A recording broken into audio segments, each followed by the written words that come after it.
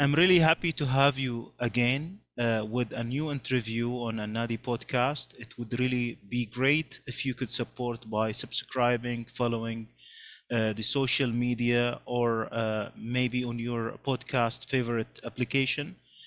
It would be great really to share such interviews with your communities and support the channel in any ways you can. I'm really happy to have again Dr. Negar with me. This is our third interview. Hi, Dr. Negar. Hi, I'm also happy to be here for a third time and hopefully not for the last one. For sure, we can't get enough of you, Dr. Negar, really. We have a lot of things to discuss with you. Thanks for the compliment. I also have a Yeah. lot to discuss with everybody. Yes. Okay, Dr. Nagar, we recently discussed the idea of a model theory, and I have seen your great workshop, the recent workshop actually, on the same subject. And I really have to start with a question. What is the trigger of making you, what is the trigger that makes you challenge the theory of Radif or model music that's out there today? Well, that's a very challenging question by itself. And by challenging, I mean that everybody would kind of think that theories are there, right? I mean, when you think you have knowledge about something, it looks like a given that this is theory. Like it's quite common to take these words synonymously, sorry, take these words of theory, knowledge, information, science, and all these are kind of merging into each other, and people might easily take one for another. And I think in the case of modal music theories, at least from my point of view, in the case of Persian Dastgah music, it's even a bit broader in the sense of descriptions. Like it's not giving you the frame work of the mindset or the principles to go by or the way you would like to find the understanding of what is making what. But it's more like describing the details of something in words. So that you can, in my opinion, that you can more take as a translation, not as theory.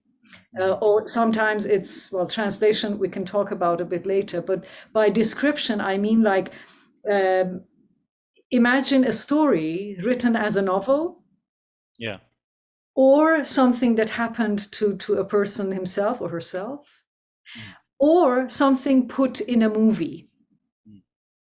The original thing, the original event, whatever it was probably the same thing. Like if I just say a very simple story, like the first year of school, elementary school, you wake up in the morning, there is, let's say, snow, and you can make it to school. You can put it in like 3 words, right? 3 sentences. But if you want to put it in a novel, it goes differently. You start with a lot of descriptions, a lot of details of how things look and how that person feels, and positive or negative feelings that might associate with snow or with not going to school or whatever. But if you make a movie out of the same scene, it should be put differently. It's not necessarily the words that are doing the same job. It's a translation of that event into pictures, into moving pictures in this sense, right? So just having that as an example, I was thinking that what we talk about when we come to this type of music, in my case, it would be this Persian Dastgah music, so to speak, the music that many people know as Persian classical music or Persian traditional music, whatever. What they talk about seem to be somewhere in between. Sometimes it's like a very long description of this and that, what happens here, what happens in the next moment, and so on and so forth, as if I tell you what I saw in a movie, word for word. And sometimes it gets into some underlying structure. And trying to make head and tails of that, like putting it in a framework as a teacher, when you want to teach, you are forced to make a kind of communicable framework. And also as a curious mind, which I hope I have, I also had a lot of questions which I needed to find answers to. So one side would be, let's call it a musicologist. A musicologist, not an ethnomusicologist, but a musicologist, somebody who wants to understand music as a phenomenon. I had questions I wanted answers to. And at the same time, as a teacher who was teaching music, I wanted to be able to present the content in a more efficient way. There's also a third side to it, and that is that as an active musician, when you want to communicate with other musicians in terms of tuning and using different instruments, or if you want to compose for an ensemble and a lot of things that come handy or can come handy, then you still need another kind of mindset to communicate with them. So if we go back to what we call knowledge, information, whatever the musician has up here in their mind. I don't want to use one term for that. I wasn't really personally, I didn't feel satisfied. I didn't feel that the questions were clearly answered. So when I taught people from different musical backgrounds, I had to always be careful that, look, what they say is the theory of the music could be questioned, but I can tell you what is happening so far. Which are partly observations, partly some rules they apply, partly some practices that looked efficient or working, and so on and so forth.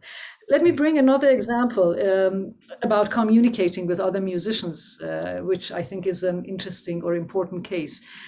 A lot of people are probably already familiar with how Persian ney works. Traditionally, a ney is made of a bamboo with 7 sections. They call it neyahaft band. Band are these parts, the sections of the ney, and 7 parts are there. And the ney maker, who's usually the ney player himself or herself, which are very rare cases, unfortunately, would need to know what type of bamboo would work and cut it and prepare it and then make a pattern of holes on it, blah, blah, to be able to play it. And then according to the length and the width, the full ney, meaning closed fingers, provides you a bass pitch. Like it might be taken as a, I don't know, let's say the bass note would be this, or sometimes this, or maybe in the longest possible ever version of neys, it might be even this. And when you want to play different mayes or different maqams in Persian dastgah music, if you want to have the ney player play with you, you have to kind of communicate with what is the content of your music based on the tones you would need, the intervals you would need to play, which we usually refer to as these dastgahs, as these maqams. So I have this and this and this maqam I want to go through, and this is my tuning of the oud. So I'm going to play it on, let's say, La or A, if I want to go with A, B, C, D.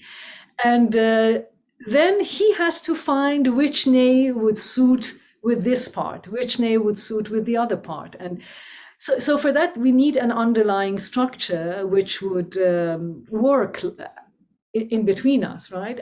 Or some musicians would be just saying that, okay, play it, and they have a whole big bag of a, I don't know how many neys inside, and they would take the one, try and put it back and try, and then they would find the matching one.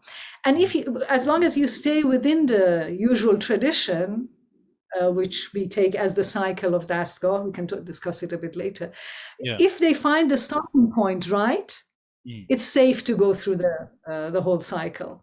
But if you want to bring in something different, if you want to be innovative and move from one dastgah to another, which has its own tradition called murakkab, right? So if you want to do that, then the poor ney player might be lost, or has to be really agile to put this down and find the other one, which had happened with some ney players and some singers who wanted to move around and go in different mayas and dastgahs one after another. So even in a very practical sense, between the musicians themselves, we need a working framework that can act as an underlying structure of the understanding, at least, if not taken as a set of principles that would apply all the time or whatever. So all in all, these were like a burning fire that I needed to understand more. There should be something. And then again, adding another layer to it, I think that it's not my personal belief, of course. Music is something that everybody listens to. And all these music lovers who listen to different content of the music, those who were at least active listeners, can make these relations, can recognize stuff in this music without necessarily knowing what note is what, or what ajnas we are using or whatever, but they have a perception of that. Yeah. And there also was another side of the question for me, that what is happening when you perceive this? There should lie some kind of underlying structure which gives the clue, at least for recognition. Yeah. So all in all, these were like a big cloud on my head that I really felt the need to get to some, I mean, look for different opinions and see if they work or not. And I think to the point so far, we have bits that are very working. There are parts that are either efficiently describing what is happening or showing a bit of the underlying structure and so forth, some of the relations between these parts. But as a unified theory that can give us an understanding, I think there is a lot lacking still. Interesting. So, Dr. Negar, really, I like those examples and reflections and triggers. I'd like just to have a quick question on this point here. I think, and going with the scientific method, people are always looking for a model, or what we call a theory, which is undefeatable framework that will work for all the cases. So we cannot find a single example that will make it fail. And unfortunately, in the current traditional theories about the music, that's not the case. And maybe that is what you are trying to do, you know. The question is, would we be able to build a complete model, or we are going to go for another approach? Before I comment on that, I can't say I can answer that, but I can comment certainly. Yeah. I think there is one other trigger that I would like to mention, and that is I personally, this is probably a too strong a word, but I personally hate fake information put under the title of theory. So you can, of course, go and claim that I don't need any theory. As a native speaker, you just learn the language and you use it. You don't even need to write it necessarily. You don't need grammar necessarily. You can just learn it from the others, and you can speak it. You can write poetry in it even without being able to write it in any kind of alphabet, right? So if you take it only as that level, we don't need anything other than the music itself, which is the claim of many musicians from those traditions. And I can perfectly feel for those musicians who are tired of these so-called theories or fake theories that partly look imposed on this music. Like, you know, the stories that some musicians traveled to Western countries at some point of time, and it was coinciding with the time that nation state was getting more important, and then they wanted to have this nationalistic label. They wanted to say that this is ours, and at the same time they didn't want to feel lower, kind of in what do you call it, intellectual level or whatever. So they wanted to say that no, we also have something as good, and there were wrong motives. Obviously, I mean, such motives wouldn't be the authentic way to answer questions. So what they did, consciously or unconsciously, I can't judge that, but what they did looked as if they just took the framework of the then Western European music. I mean, that's also not applying to the whole history of European music either, but it's only from that part of that era. They took that, they brought it to, for example, in our case, to Iran, and then they tried to somehow fit the bits and parts of our music into some way of describing it with what they took as theory. And then later, what happened was two things. Some people took it as the ultimate knowledge.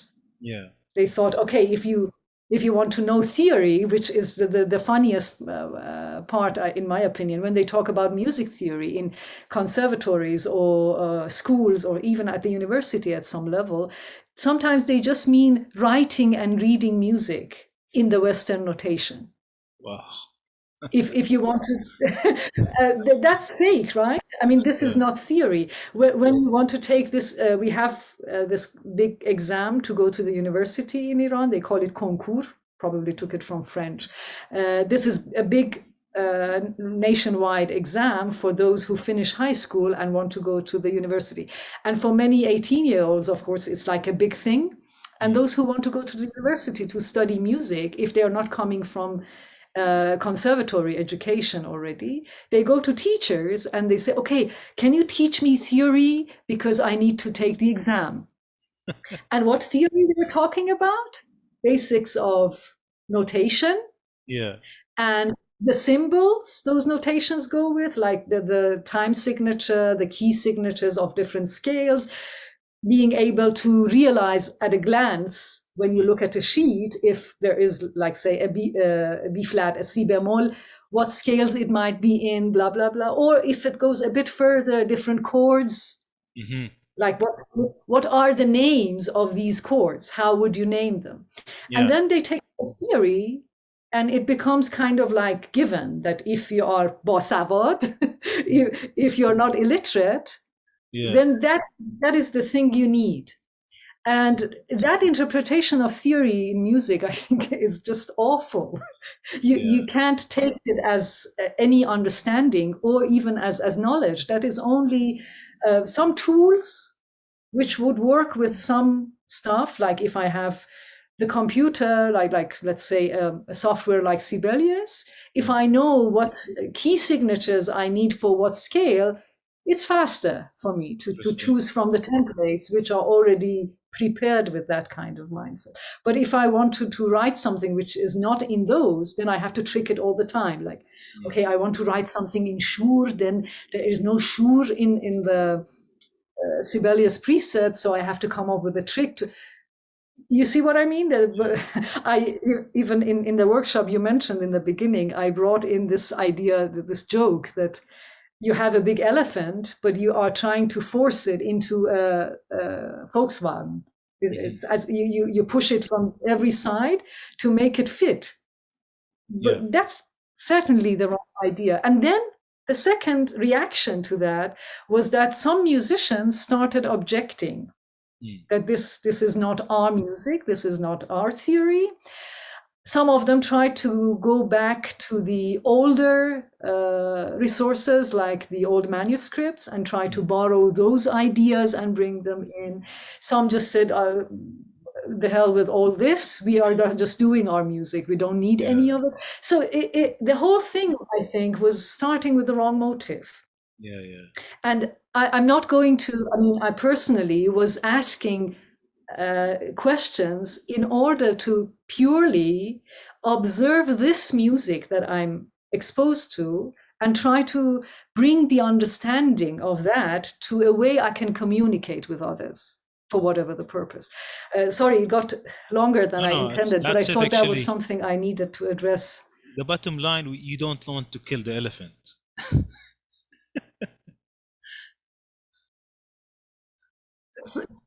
Yeah. So Don't want to kill the elephant. We want that music to grow and live and just evolve. well, the worst is that before putting the elephant in the Volkswagen, the Yeah. story with Rumi comes in, that some people take it as a big fan because they had touched only the big ear of the elephant. The others might take it as I don't know, a big column because they had touched the legs, blah, blah. That has also happened, of course.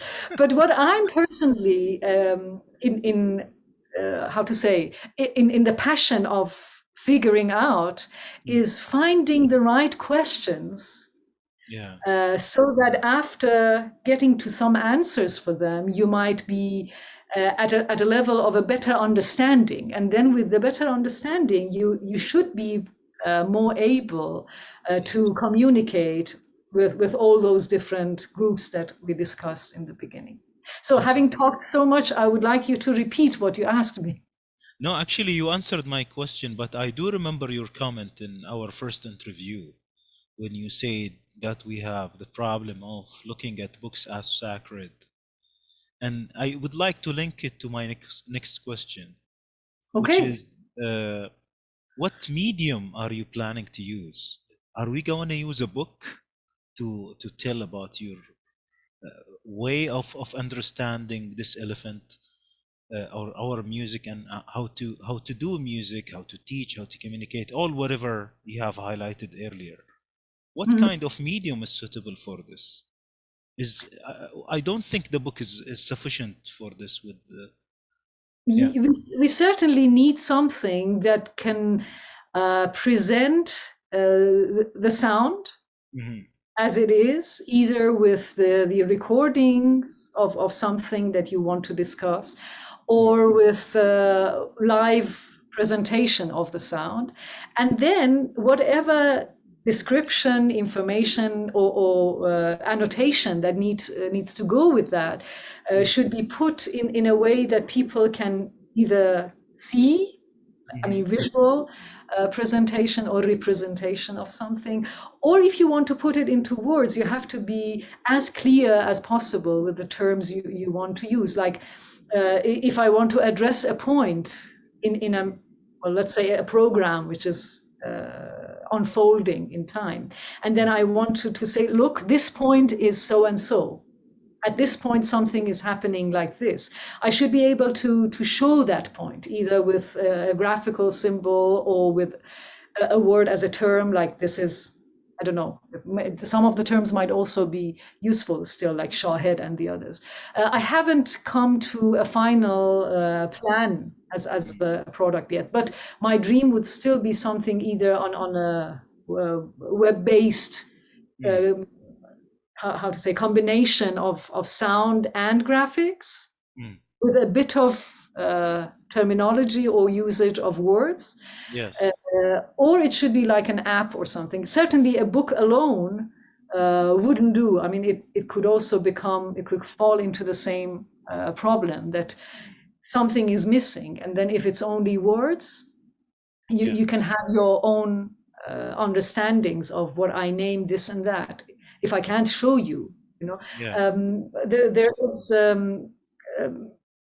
are books already written, not many. I mean, in the last 100 years or so about Persian Daskar music, and still they try to use notation to refer to what they are talking about, and then in the end they say, okay, these are the listening material. Go and get them and listen to them, and that is. Like you have to, it would be the job of the reader to match them and make the connection if it's successful or not. Recently, I learned about another musicologist who is trying to make the same combination, and they have done a nice job. It's not finished yet. They've called it musical bridges. Uh-huh. I think they have done some work for some raga music, some Indian raga, with the rhythmic cycles and some of the ragas, which they have created something graphical which moves. Like if you need to follow, then you can refer to the parts of the sound and how it's happening in the music, which is useful for both education and analysis, in my opinion. Interesting. I think we will see more of this as we go in our interview today. And there are a lot of tools actually coming and emerging.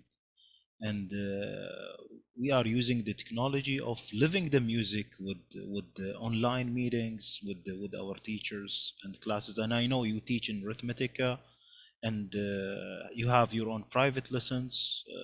Maybe you tell us about this as well, because you are there today and you do have all these happening, as well as whatever you are trying to improve at the theory and Uh, mhm. go ahead, Dr. Nagar. Well, the thing is that when I teach, especially in groups, not private lessons, what is very interesting for me at the same time is the reaction of the learners to the material that is put forward. What I'm doing nowadays, I mean, more and more in the last years, but nowadays it's more like this, that I'm presenting some stuff, mainly something to listen to. And then I ask for attention with a clue, like look for this or look for that. Something that, of course, needs either some terminology, which I need to define, or some examples, like I'm looking for this movement. And then I might show them the example. And then I let the learner to try to make something out of it. And with their feedback, which is in a group lesson, is very interesting from different angles. It's not just one person commenting. They might even comment on each other's comments. And that is when I have the very nice experience of seeing the material from other angles. Yeah. So when I present, let's say, a modal melody or a melody type, whatever they call it a melody model usually.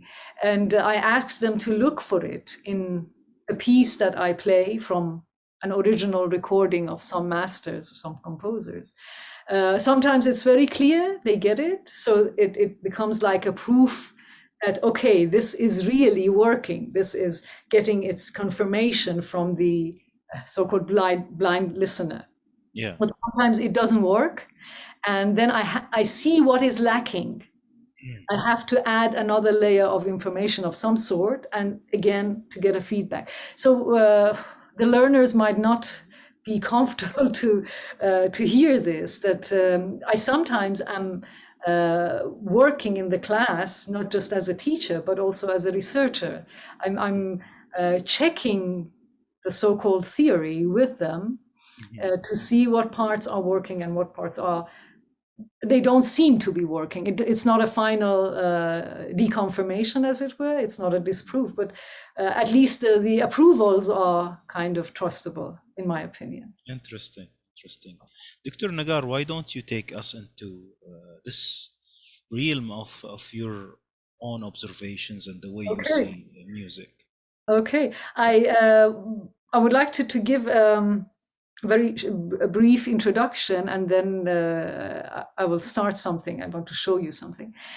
The introduction for me is that sound is a phenomenon of its own, right? I mean, if you want to show sounds with something else, either with words or with pictures or whatever, there is some sort of translation happening. And as anybody who has ever spoken different languages or tried to translate something from one language to another will realize easily, is that it's the most difficult thing is to decide on common principles. Yeah. Like, what do you take as a defining character for whatever you are translating. Right? So if I want to say, well, sorry, something else I would like to add and then go back to the translation. Defining the different qualities of tone color, timbre, as they call it. I remember that the professor I had at the university, my Ustad, Dr. Khosrow Maulana, I think I've mentioned him in the other interviews as well. He was working on a project which was, in the beginning, it started with the question of what is the effect of different shapes and materials on the soundboard of different string instruments in the outcome of the sound. Like if you change the shape a bit, if you change the material a bit, what will happen to the sound? And then the project came to a point where you had to address the differences. So if I have the soundboard of the sitar a bit more curvy in comparison to more like a pear-shaped, because we have different patterns, different templates of sitar soundboards. Some of them are a bit chubbier, they go a bit in the direction of a circle, and some of them are more like a pear-shaped soundboard.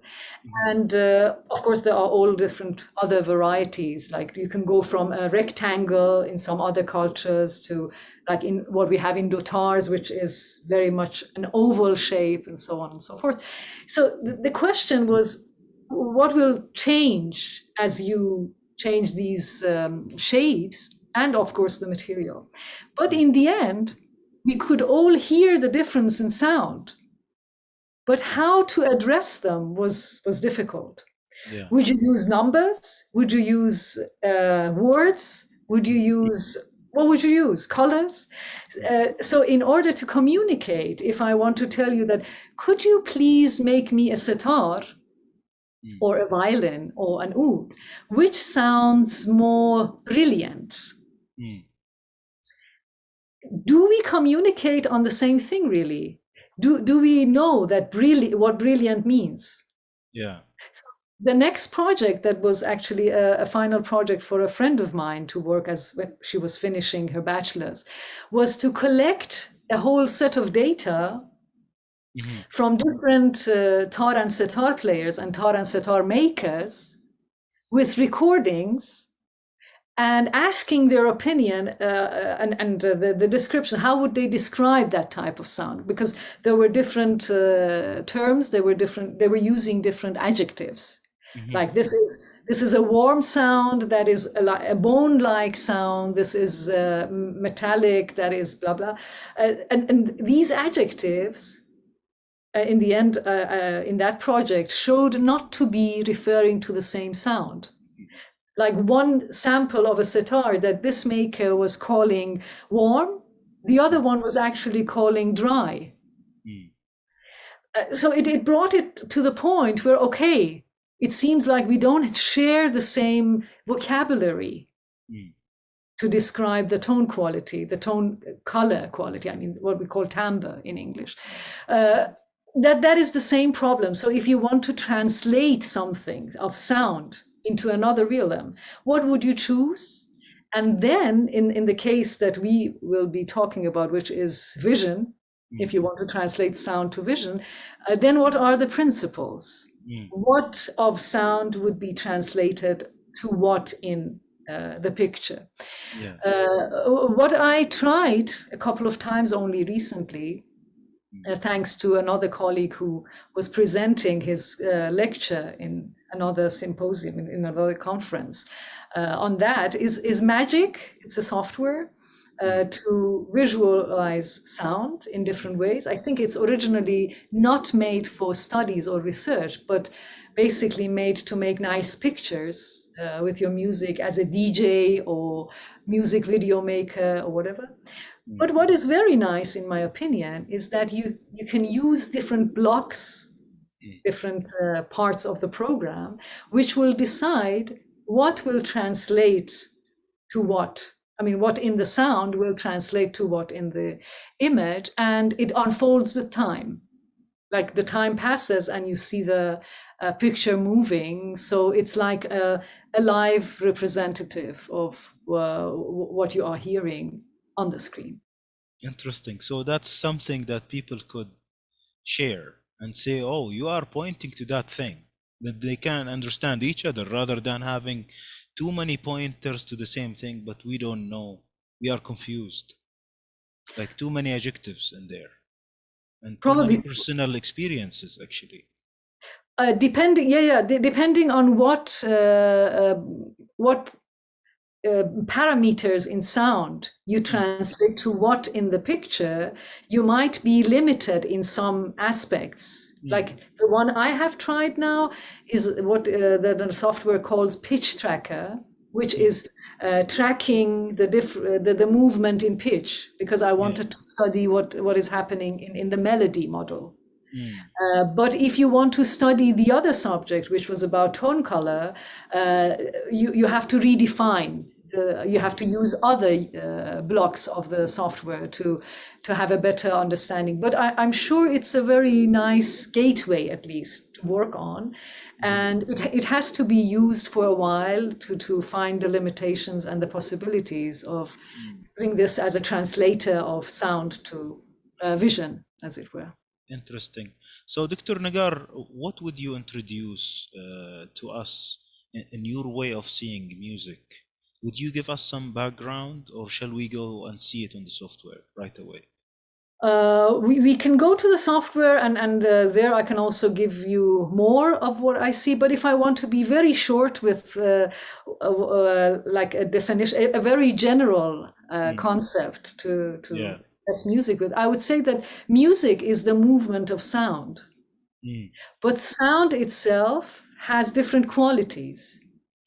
But movement means change in time, right? Like it is changing its place, or the place here, I mean pitch. It's going up and down. It can change its timbre, the tonal quality, color. It can change in dynamics, like getting louder or softer. But whatever you do, you are either moving it or stopping it. You are keeping it steady or you are changing it. So that would be my very general definition of what makes music. And the rest would be the details, of course, which I can show at least on the pitch tracker to some extent. Interesting. I'm really excited to see, and I'm sure the audience too.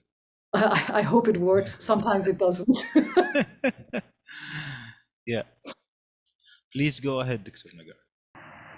So what you see here is a moving background, or shall I say the background is there and the colors are moving from right to left. And that is time. I mean, whenever there is a sound, the software reacts to it. And the thing I've used, the blocks of the software I've used here, is reacting to the highs and lows of the pitch. So if I take this, for example, as more or less the base of the note I want to move from,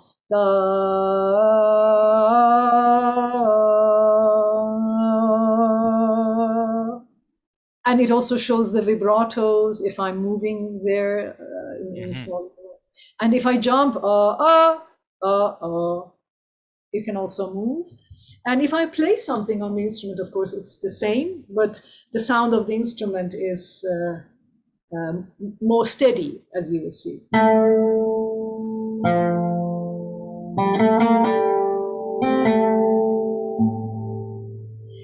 The settings on this is made in a way that every so-called pitch class in the normal language, we call it a note, right? If I use A or La, it's always shown with the same color. And if I change that tone, if I go to, for example, Do, the color will change. The intensity or the loudness is shown in the thickness and also in how bright you see it. So if I go,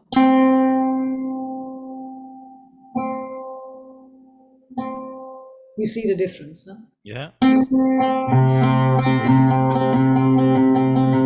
So now that I'm using these notes, which are octaves,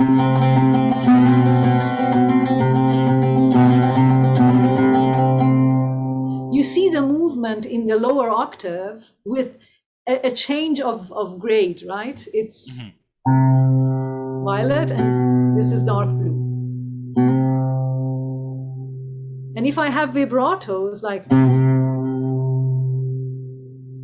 you can see them too. So this is like a translation, right? But with this principle, it's a translation to follow the melody, but also be able to see some other aspects like loudness, if you have an intensity added or taken. And you can also see the range. Of course, I have adjusted this to the range of my own instrument for the demonstration, but if you have higher ranges, you can also adjust the page to that.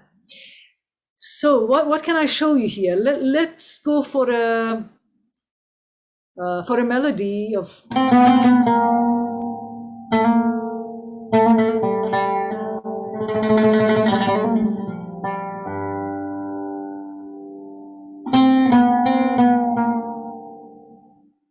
if I stop there, when I speak, it will pass. But if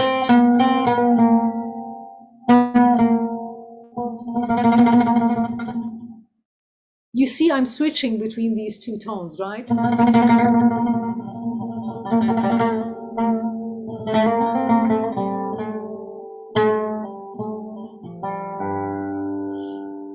Visually, you can have a perception of the pitch movement with, at least in my opinion, this needs to be tested, but in my opinion, you can also get an idea of what seems to be more important.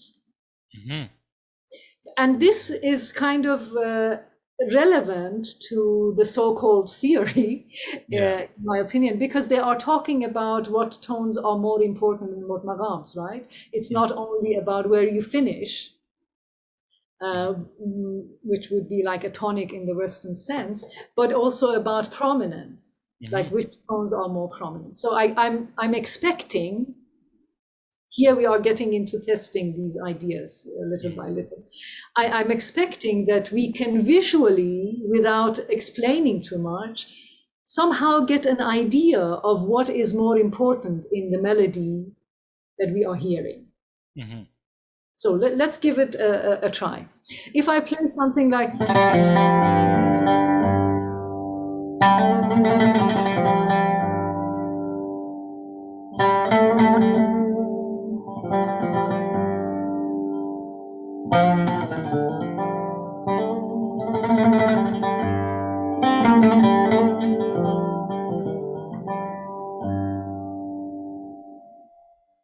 can anybody answer the question if they could name a color which they perceived as the most prominent color?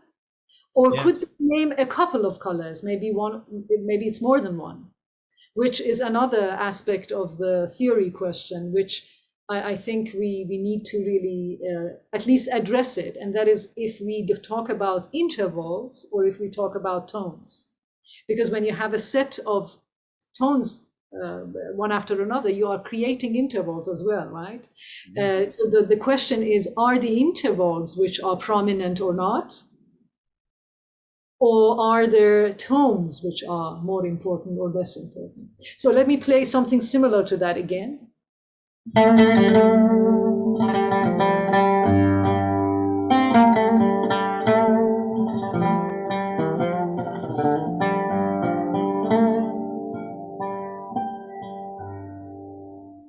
Interesting. So what do you think? It's very clear now, the light green and the melody that it goes above the light green and its own qarar, or what we say. This one you mean? Or Yeah, this? it started with this, then it started to go above it, and we could see the development. Is it going up or down? Where are the repeated important notes, the volume, the dynamics, ornaments? Okay, So consistent, really. So you think the translation is matching, the visual translation of the melody you were hearing is not opposing, right? I mean, is it a good translation? That would be the I first question. believe so. Yeah, I believe so because it gives a consistent message. It's repeating again, and if we go and reproduce the same melody, like taking any traditional melody, reproducing it again, bringing another player doing it, I'm sure it will do the same if we have the same tuning. Okay, Same. let's test it from another angle. Yeah. Let's say I want to bring in the so-called متغير, which means I have a changing, an alternating tone there. So if I have this for a la, and then at some point I switch to, which you can see is also closer in color, of course, because it's like grading from one color to another. So I'll make a phrase.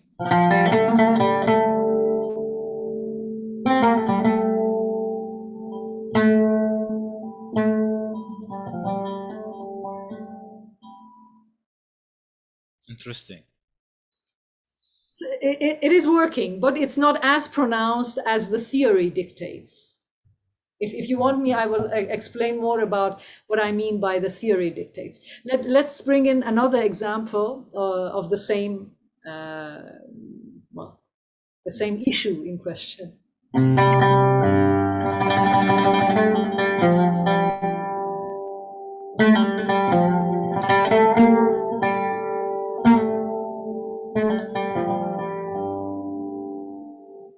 I'll play again.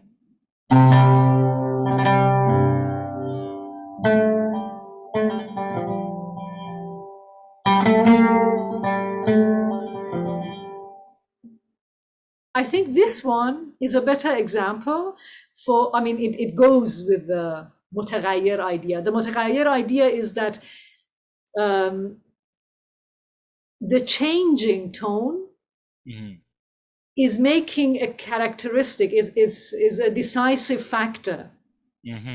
It will change the musical identity, let's say.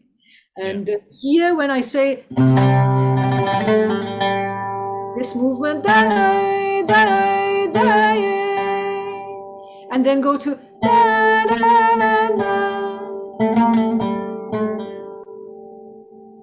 you can see it with these different shades of blue.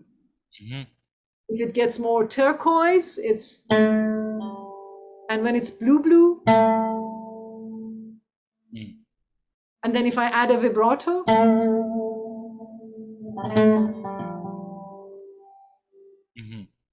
so I would say as watching device, if you want to see it as a visual event, it's working nicely. But well, I'm not sure how precise it can be in the sense of, let's say, research studies, if you want to make measurements and so on. But that could also be a question of defining the vertical scale. Like if we make it big enough, then it's probably more visible.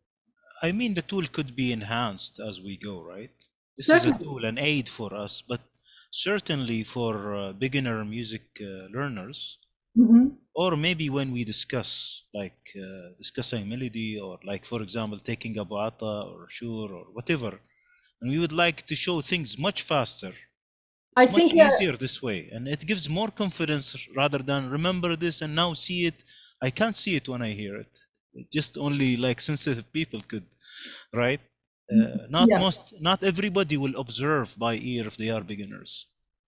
Absolutely. This will certainly make an aid to learning. Yeah, that is for sure. I wanted to play another example, not play myself, but from a file, so that we also include that. I'm choosing the most simple. It's educational recording for a part of Radif by Dariush Talai on tar, and it's played rather clearly with little details so that you can follow. I'm adding that to the input sources on the software, and I play it.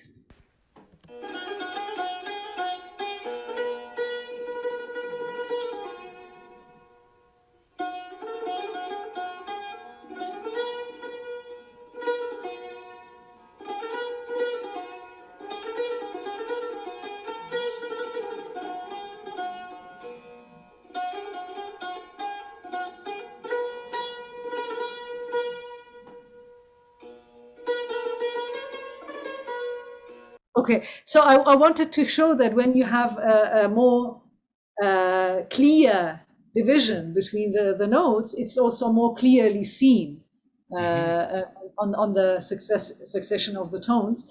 And it's easier to follow. When he was playing this part of, I think this was here.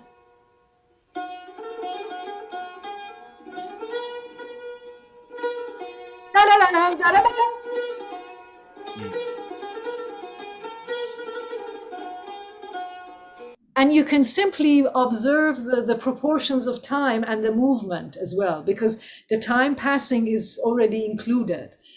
So it could be very helpful in either learning, in the sense of you want to learn that piece of music and you want to know how that person played it, or in the sense of learning in order to understand what's happening inside the music as a study. Yeah, research even the ornamentation is very clear, like the tahrir he was doing, very clear on the picture. I could see it. And also this posing nature, Dr. Negar, it really reflects the way we hear music rather than seeing it as a notation with a cursor moving on the software. Right? Yeah. Here we could see the music is slowing down, the dynamics, then going back with like very faster sounds. I wouldn't say now notes or this is a reflection that we don't see in a cursor based software. Absolutely. Those softwares are made, in my opinion, based on the previous ways of translating sound to writing. I mean, let me get out of the share screen for a moment. Any kind of writing could be criticized, of course. Like, who says that this sound of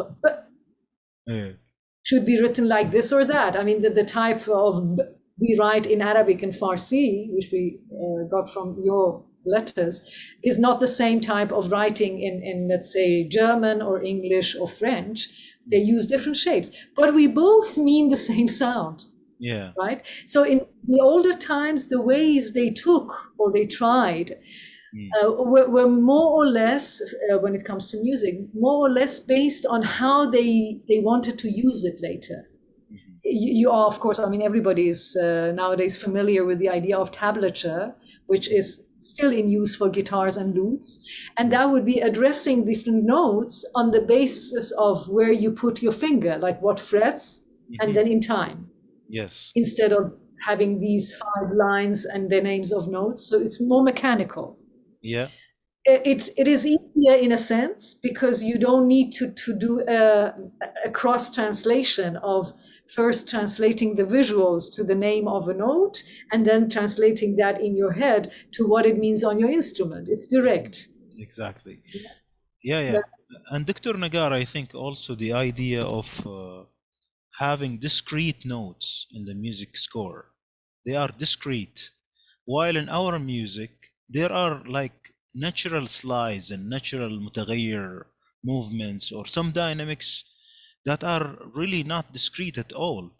Maybe the software was successfully showing. Yeah, I think this is certainly a lot more meaningful if you want to see those changes, a lot more meaningful than what is happening when you try to put it down in the Western notation. But the Western notation has its own history too, of course. Well, let me share the screen again. Just remember, while you're looking at this, remember these old sheets of church chants. Yes. Didn't they look like these moves? Exactly. They relate for sure, but this is like an enhancement. Absolutely. I mean, the idea of how you go up and down, even in speech, relates to the sound.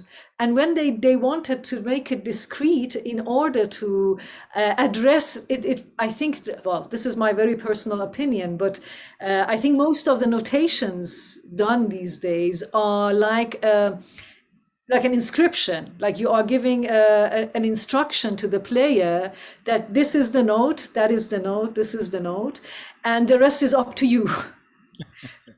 Right? And that's true for our music too. I think you can use a piece of notation if you like, but it doesn't give everything. It's like, we have discussed this before, it's like giving me a text to read in my own language, and the words are there, but how to put it into sound, like text to speech, right? I have to decide on the tone, I have to decide on the speed, I have to decide on even the type of voice I want to make in my throat. I mean, if I want to go there or there, or all these varieties are there. But we don't ask such questions about the text. We expect the sheet music to say everything, and then we limit ourselves to that. This is certainly a lot more descriptive than inscriptive. So it's not an instruction. We can use it as an instruction if we want to, but it certainly helps a lot more when it comes to showing what's happening in the melody.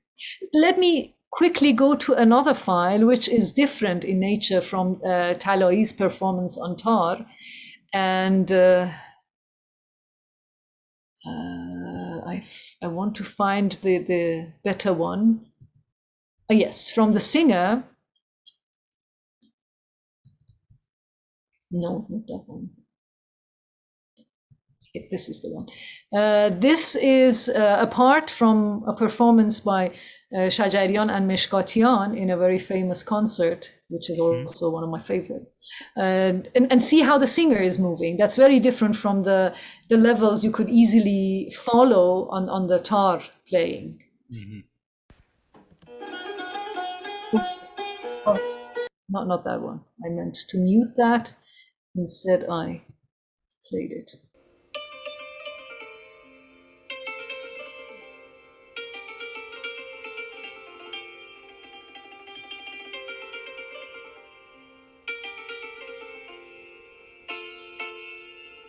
You see, with the santur, it's also quite steady. Yeah.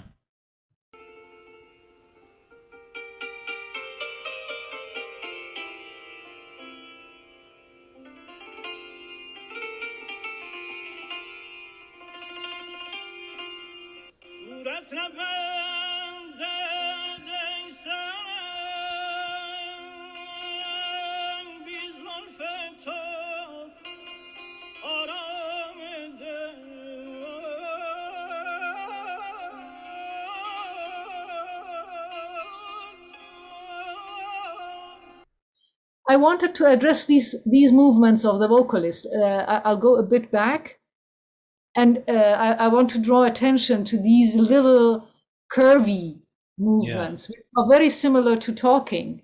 Dr. Negar, use the mouse. Use the mouse to point to them, please. Can you see if I move? I could see it, yeah. Good. Let me go a bit more back.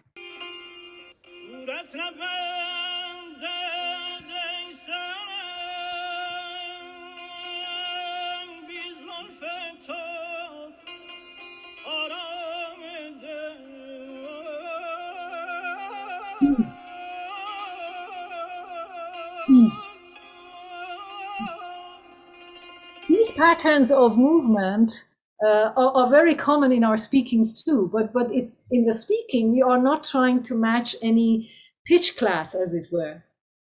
That's another observation this can show us, which is more clear in a singing or in a wind instrument, in a bowed instrument as well. But with plucked instrument or hammered ones like santur, it's more like we can see the very move. crisp. Yeah.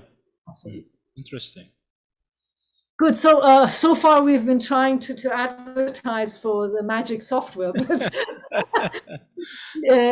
shall we move back to the subject of the so-called theory, and then yes, please, bring the questions of those into magic?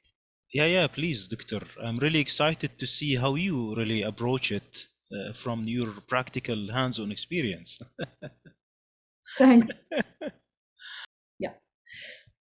So I want to address to some issues on the so-called theory, and then we go back to the visualization, which I was trying to use to bring in the questions, as it were, because we were aiming for a challenge on these theories, not to bring in a new theory altogether. So what we know as Dastgah stuff is usually an organized system of maqams, you can call it, but they use all different words like avaz, mod, maye, and the others for that. But it's basically the same idea as maqam. And by that, when you go to these theories, they bring in something I usually as a fun call the maqam recipe. Yes. These modern music theories call it theory, of course, but I prefer to call it a recipe, which is like what ingredients you need and how to use them to cook a maqam. Yes. They go in four, some of them only the first three, in four categories or four instructions, as it were. The most important of which, or the most fundamental, is that you have a set of successive tones, so that you bring in some intervals. Then they talk about different functions for some of those tones, and then in the end they say that you have also a melody model, right? Some people say that there are also some signature motives, which I would like to leave it for now, but then we can talk about it.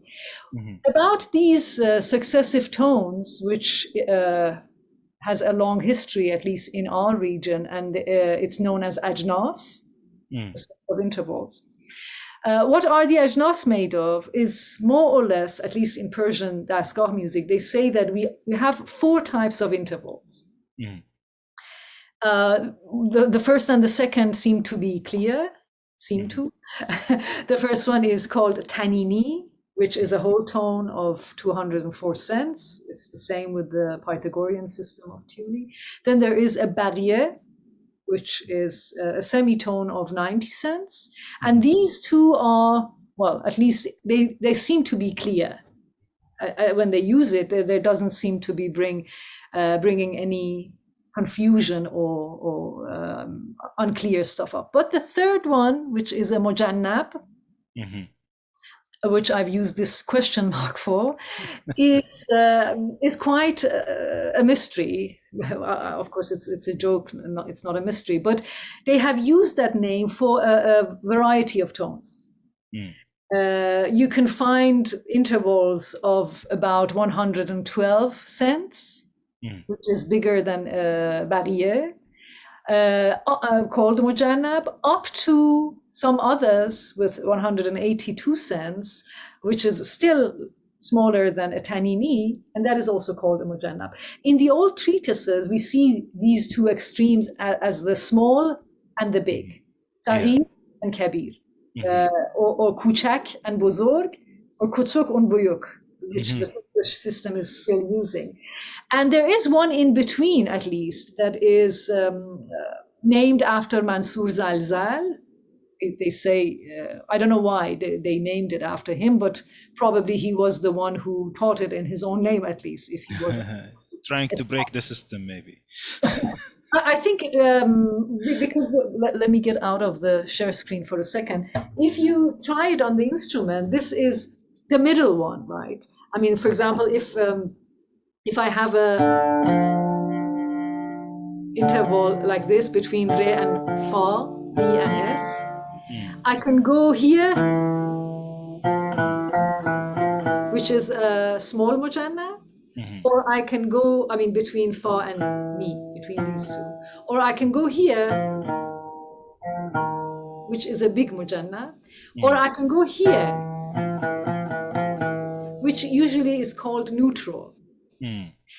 And the reason it's called neutral probably is because it's almost breaking this interval into half.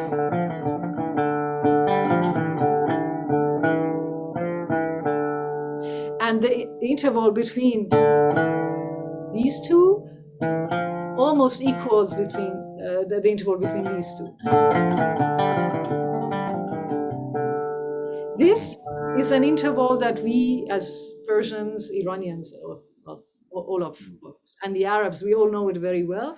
And those other types of mujannabs, which are small and big, I believe they are still at use in Persian music. I don't know about the Arabic, probably there too.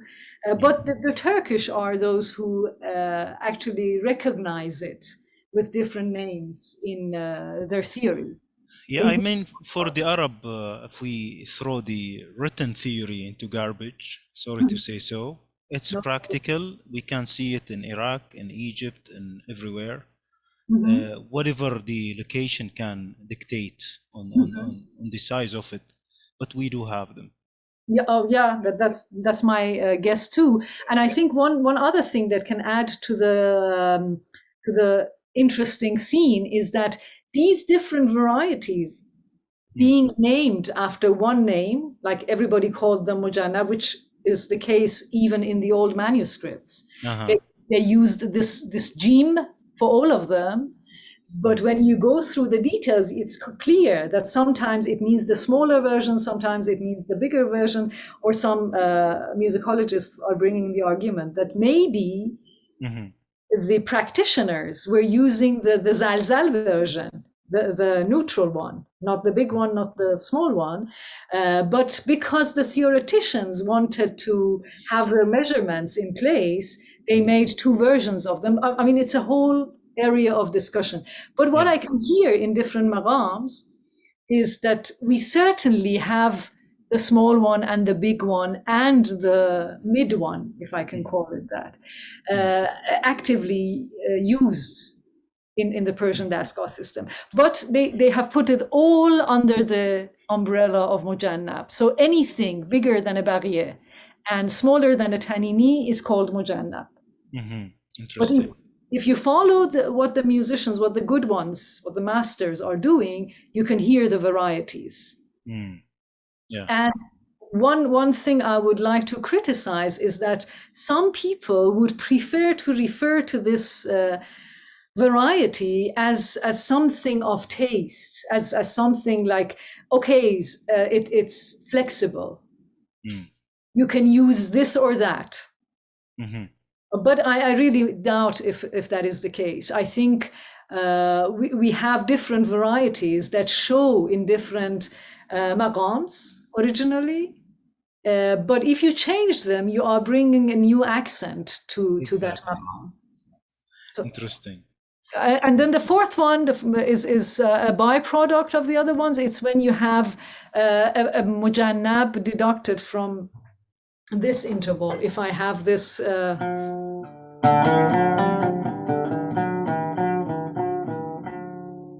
So this is bigger than a tanini. Mm. This is called a bish tanini in Mm. Farsi now. But in the old treatises, I think they referred to this as mustazad. Uh-huh. And with these different types of intervals, they made ajnas. Nowadays, in Persian language, they call them varieties of dang or different dangs. And then if you put them in a row, this is a sample of an old treatise, which is still what Dariush Talai, in his way of describing Daskar music, is using. The same idea, of course. He's summarizing to only 4 types of ajnas, which is also possible to criticize, but 4 or 7 or as many as you like. You have a set of tones, of course. Yeah. And let's skip this one for a moment. And then they talk about different roles or functions for within the range of tones you have. Mm-hmm. And with that, they bring in some terms. They say we have a tone which is predominant, the most highlighted tone, and they call it a shahed, literally meaning witness. And then they bring in a mutaghayyir, the alternating, which I showed you in the previous example. And then for finales, if it's temporary, it's not finish, they use the word east nowadays in the last 60, 70 years or so. And khateme is the ending, like where you are really rested. And I think khateme is closer to qarar. East is like a small pause. Mm-hmm. So if you want to take a look at this stuff in a real example, which I have chosen a maqam they call Araq or Iraq, whichever pronunciation, you can come with this. You have 3 sets of intervals or 3 ajnas. And if I start from sol, I can show them here like this. I have from the top, I have a whole tone, semitone. And if I go down from that higher note, I can have a, so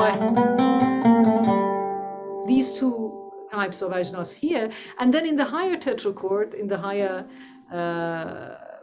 zil arba, as they called it in the old times, I start with these intervals, and then they say that this note in this tone in the middle is our shahed, which I've shown with this flag here. Mm-hmm. That is also borrowed from the work done with the professor I was working. So with the theory so far, what we have come up with, something like building blocks, right? Okay, so far so good. It is giving us the part of recipe, what ingredients we have. Here you mean the traditional theory, Doctor, right? The traditional, in a sense, but yes. Well, I can't. The common language that people use. Absolutely, yeah. The common language that today is used in education scenes of Persian music, they are going like this. Clear. And then after that, of course, comes this third stage of having a melody contour, a specific movement of melody model, or what we want to call it. And for this, I want to go back to magic. Sure. And show if any of this is actually visible. Good. So if I go back to our magic, the same screen, I want to now bring in a couple of examples of how this maqam Araq is performed by different musicians in action.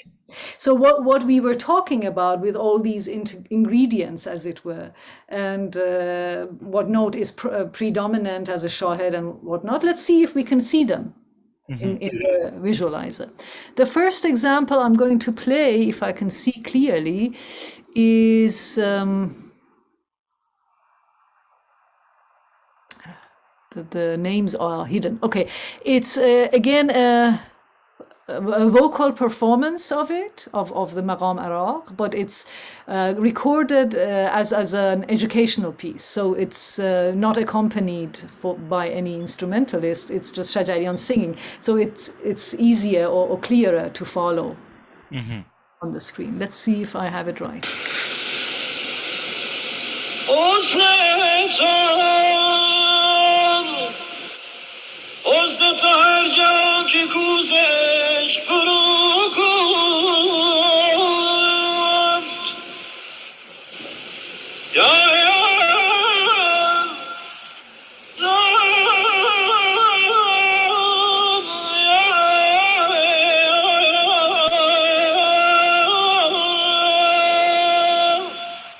So if we take this as an example, and compare it with the Talai solo tar performance of the Radif version, the Mirza Abdullah Radif. Let's see if we actually get into any similarities. I mean, they claim to be the same maqam. They both claim to have performed Araq.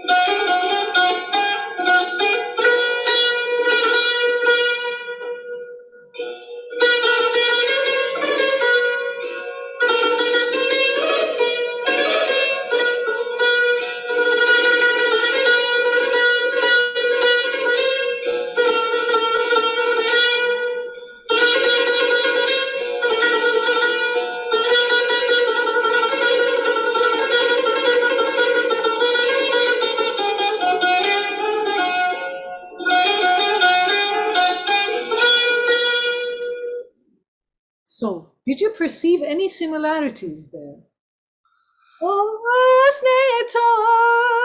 That was what Shajarian was singing. حسن تو هر جا که کوس عشق فرو کو. Let's have another example. Actually, we need to see the common factors. Maybe there are things that are maybe like introduced. The thing that in the I think here we can use on the visualizer, what we can see in Taloi playing is the central role or the main function of what we call Shahid here. I mean, the prominence is there. Let me play it again and show you on the screen. Follow this color, this blue.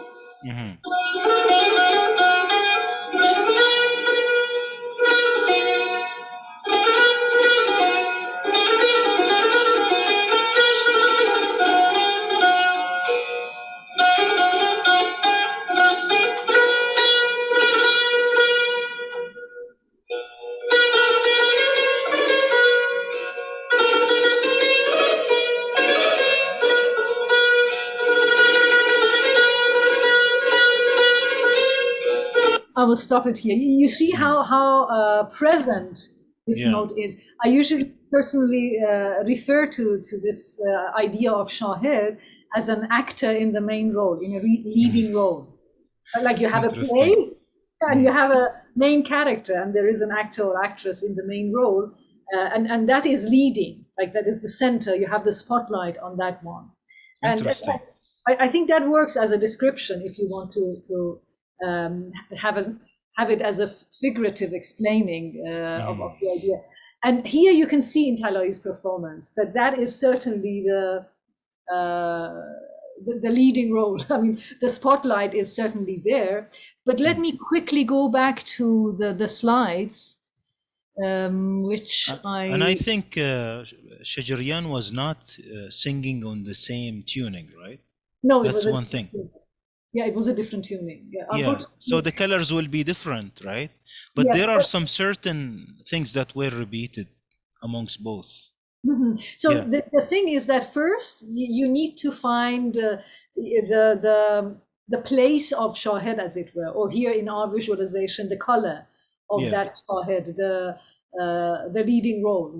Where should you set your eye on? Where should you put the spotlight on? And then that in our case is this connecting tone here.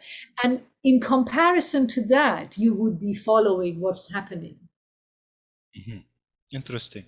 So let's go back to the recordings again and see what central tone Shajarian is using, and then compare what is happening with that. Yes, this was the one. I have to go to the video. Yeah. This is the Shahid. Yeah.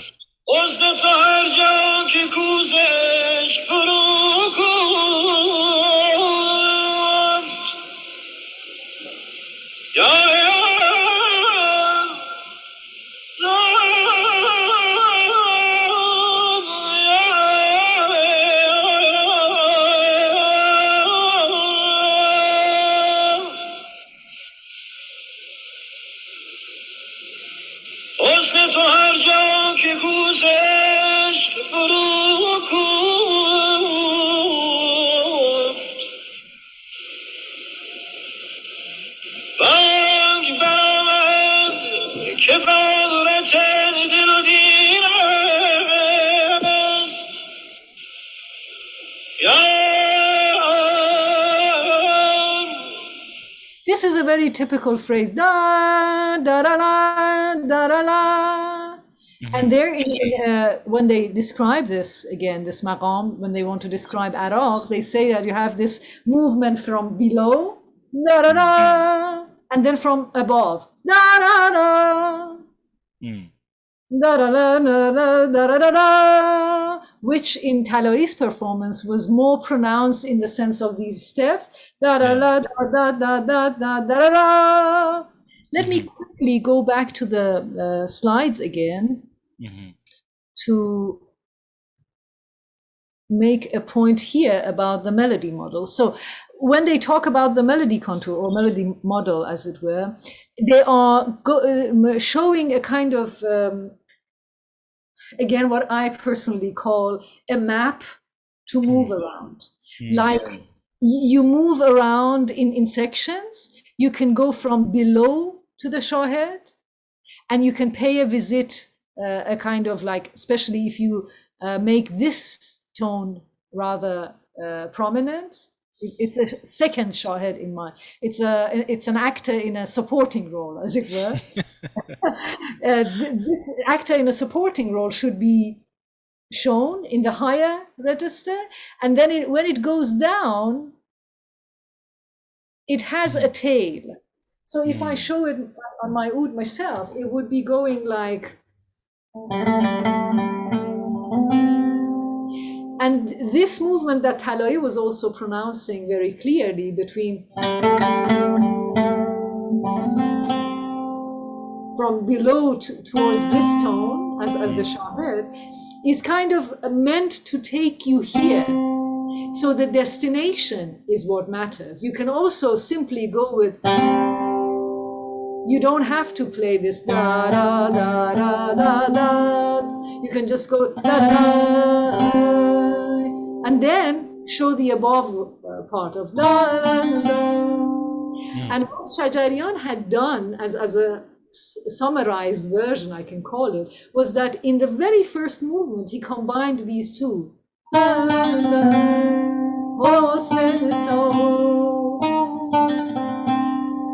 like he showed the actor in a supporting role and then stopping on the actor in the leading role.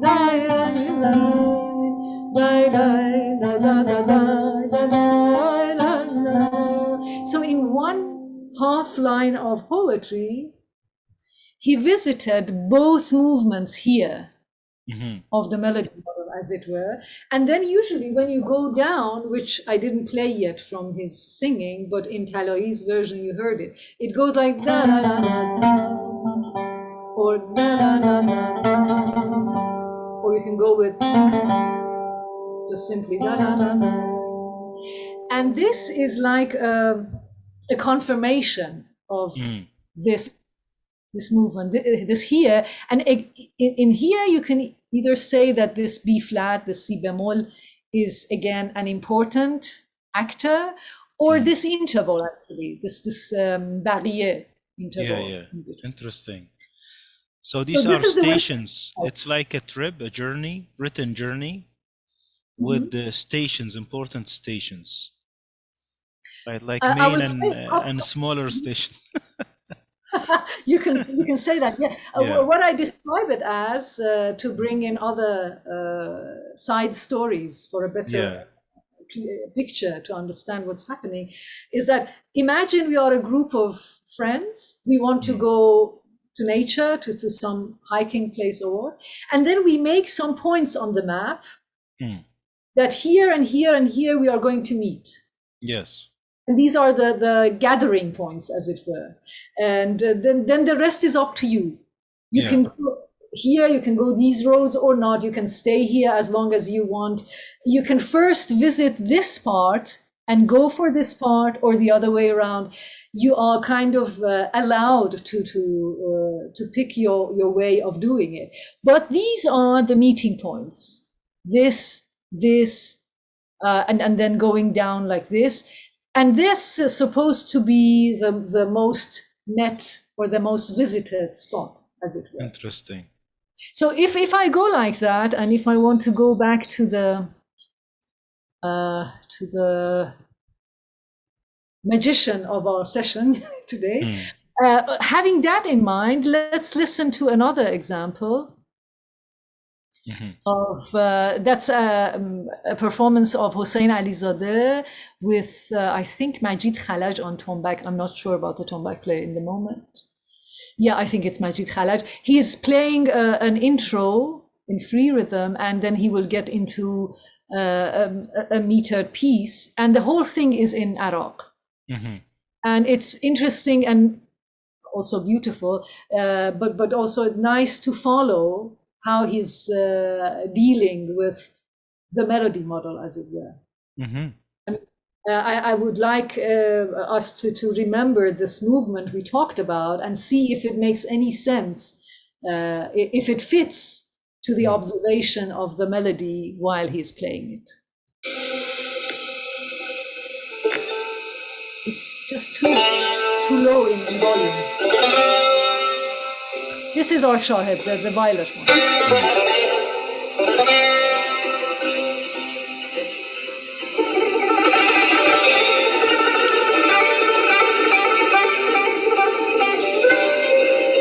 This is the shahed again.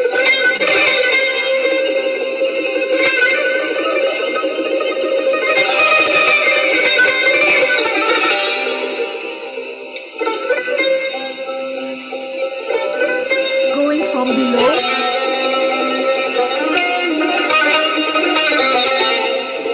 And then showing the upper part. Da-da-da, da-da-da, da-da-da.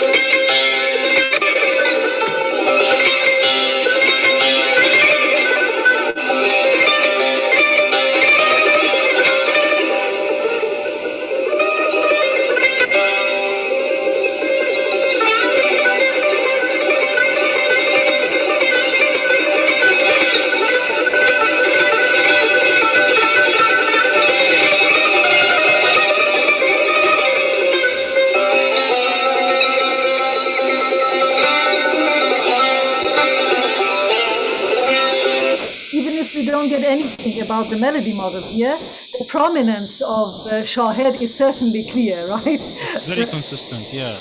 Very consistent. And we see the sayr, the way it goes. The melody. Yeah. The word sayr I didn't use because I realized that there are different interpretations about it. Some people take sayr as a more macro thing of the movement. Some take it as a more micro, like all these details. I see your point. I didn't use the word, but I agree that this kind of melody movement originally described the word sayr. Shall I jump a bit forward and see if we get to the meter with the pulsation?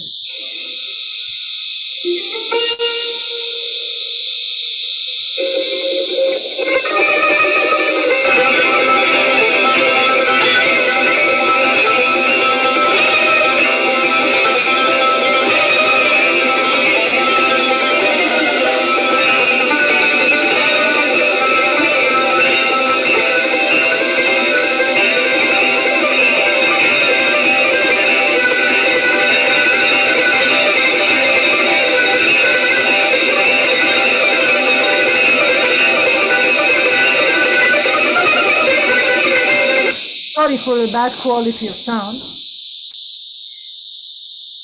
And now as a final, let me bring in the, there is a technique, a composed vocal.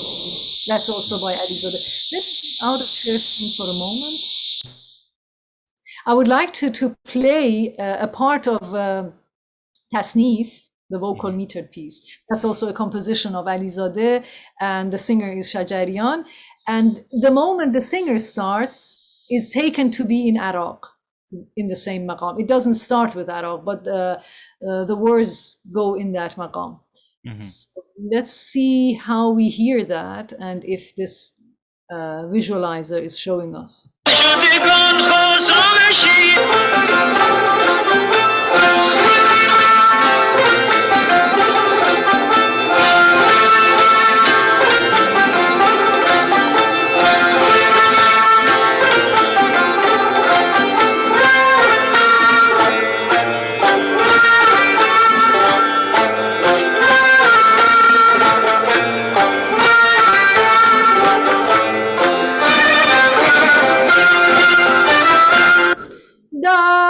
this is the shahid, right? Now the singer comes in.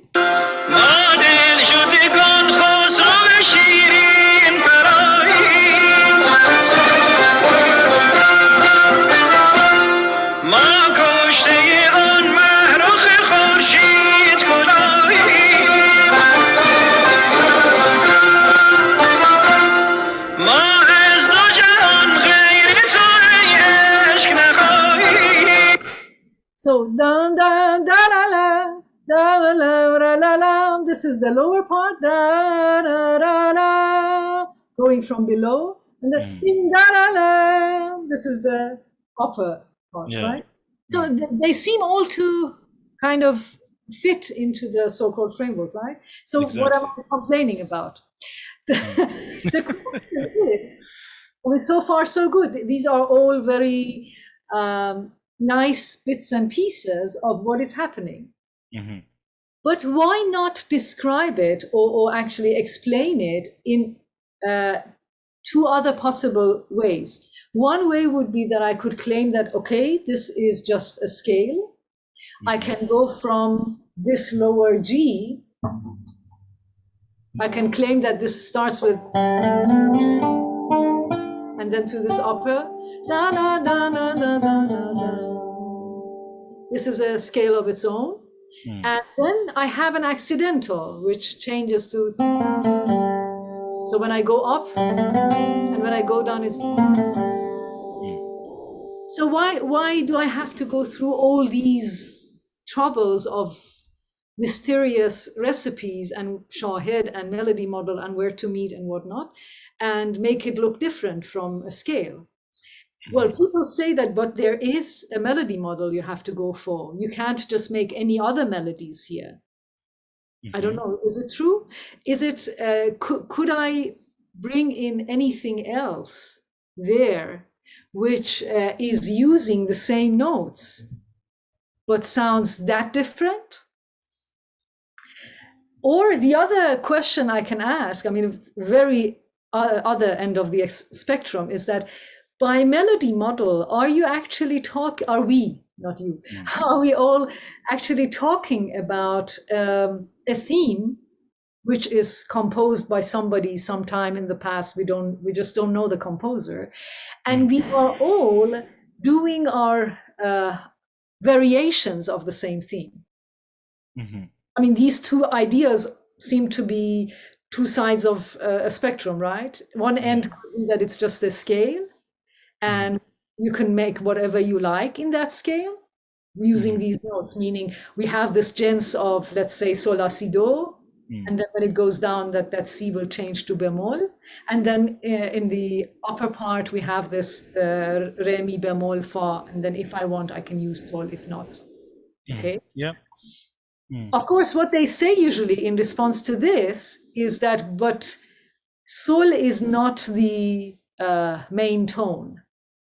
The most important tone, or the shahid, is in the middle.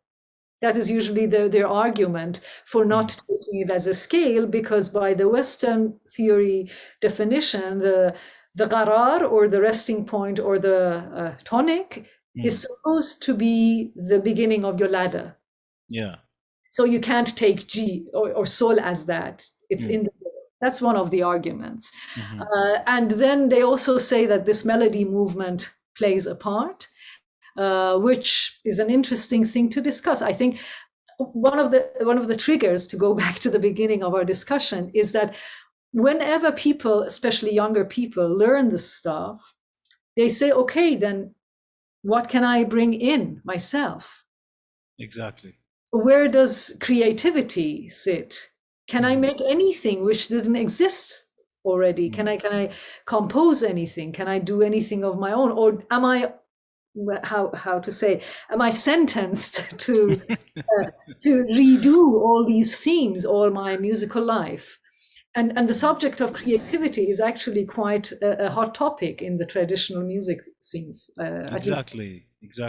Can't we consider them, Dr. Negar, as some certain expressions like our language idioms or proverbs or whatever we use for our expression in our mother tongue? Or maybe what you called maybe in your slides the signature? Is it relevant to that? Well, the signature motive, at least that term is by the so-called theoreticians, is used for these small movements, like what I showed in Arab with this.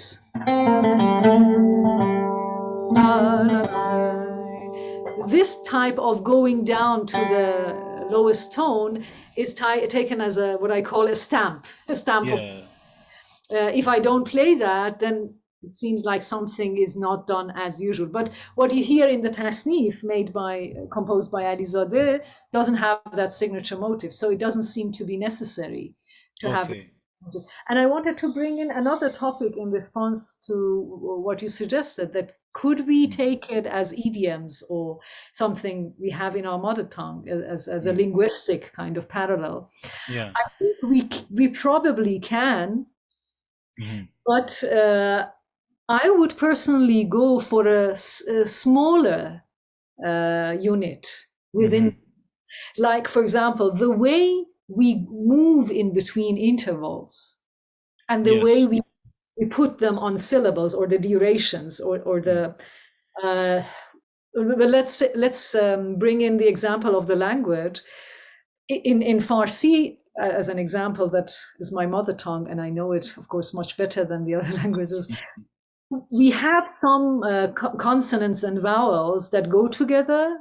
They're very common. And there are some combination of possibilities of consonants and vowels that don't exist that much in the language or are very uncommon. And then at a higher level, we have some syllables that sit together and are common in the language, but there are some others you can make, but they are not common. So I think from that point of view, you can see the movements within this music in a more structural level. I mean, instead of just taking what is there in this version already existing, which I can take as similar to all the literature, all the poetry and prose written. Exactly. They are using the same thing as I take as the language of Farsi. But if I, for example, say, well, there are a lot of words they tried to bring in from English, at least to Farsi, if I can remember some of them, and they sound really uncomfortable for a Farsi speaker. I have to find them. I don't have it just now in my head. But those are difficult for a Farsi speaker. The Farsi speaker would have to change it somehow, pronounce it differently, because the structure is not coming from Farsi. So they mutate these expressions, or either so, or they add a vowel in between, or they change a consonant to another consonant, which is more similar to what you have in Farsi. So they kind of Persianize it. Yeah, like, for example, many people can't say first, so they say first. So they just move, because there are no two consonant sounds in some languages. Oh, yes, of course. Yeah. And Doctor, sometimes this is maybe funny. Sometimes we see people so fundamentalist to the literature or to the tradition that maybe they use poems and they use phrases from literature to speak the entire day with them. So they don't have their own expressions at all. So this is one extreme, and another extreme is where you invent everything. And this is really very difficult because we need the common things, some foundation like the note places, the certain intervals that really give a hint of what are we doing, what are we saying, what are we expressing, right? Like two extremes here and here. I would, absolutely agree with you. I wanted to bring in another example in the world of language, or I mean, seeing poetry from the viewpoint of a linguist. There is this very long and old tradition of talking about poetry meter. I'm sure you know it better than I do, with those bohur, when they talk about the what rhythm, what poetry meter one ghazal has, for example, or a qasida or a rubai or whatever. And they put it in combinations of these words, which are like foot, right? Like maf'ul, mafa'il, fa'ilatun, whatever.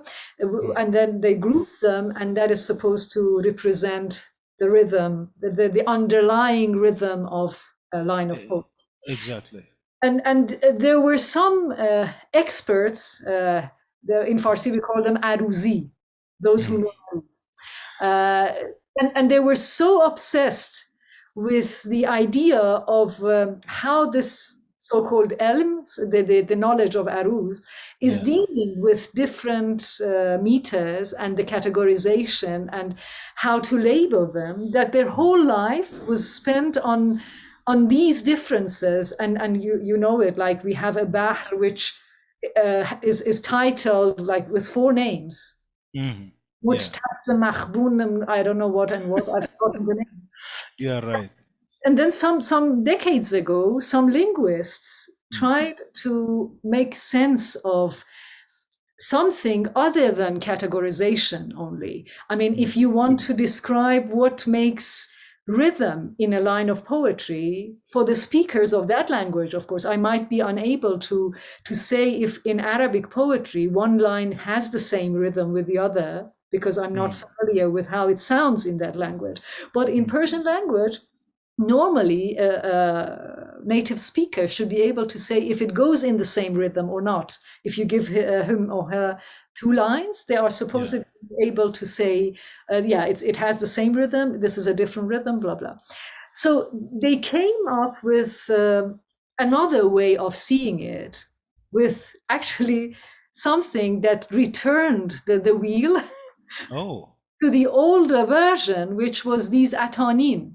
This ta, tan, tanan, and that was the root actually of short syllable, long syllable, and the longer syllable. Exactly. And the way you put them together, you make a group, and of course every rhythmic pattern is made of proportions of duration with the grouping. Right? So they managed to re-describe and then make a system of poetry meter, which is not dependent on those names, and it's not aiming at that kind of labeling and categorization. And what my personal criticism comes in about Dastgah music is that I think there are also the same type of, I mean, the people with the same type of mindset that are over obsessed with these names and what they are used for. Like this is Iraq, and it has these definitions. It should be using these ajnas. It should have this shahid. It should start here and finish here, and then it should have this melody model, the meeting points, and then at the end the signature. And there was a historical exception by that master, and you have to memorize. And so, what do we call them? If those are Aruzi, then what do they call these guys? We call them Radifi or what? You can call them Radif, yes, of course. Of course, I'm not saying Radif is anything bad. You know my opinion. We discussed that actually in the previous interview. Yeah, it's a treasure, but the way you use that treasure is my question. And I think we can ask other questions, like the linguists went for describing poetry meter. We can go for a more underlying cells or more or smaller, at least, units that bring in what you call the mother tongue qualities into the meter. In this case, Dr. Negar, we are shedding the unneeded fat, or maybe slicing out all the noise that we don't need. We just want to see things in very crisp, clear picture.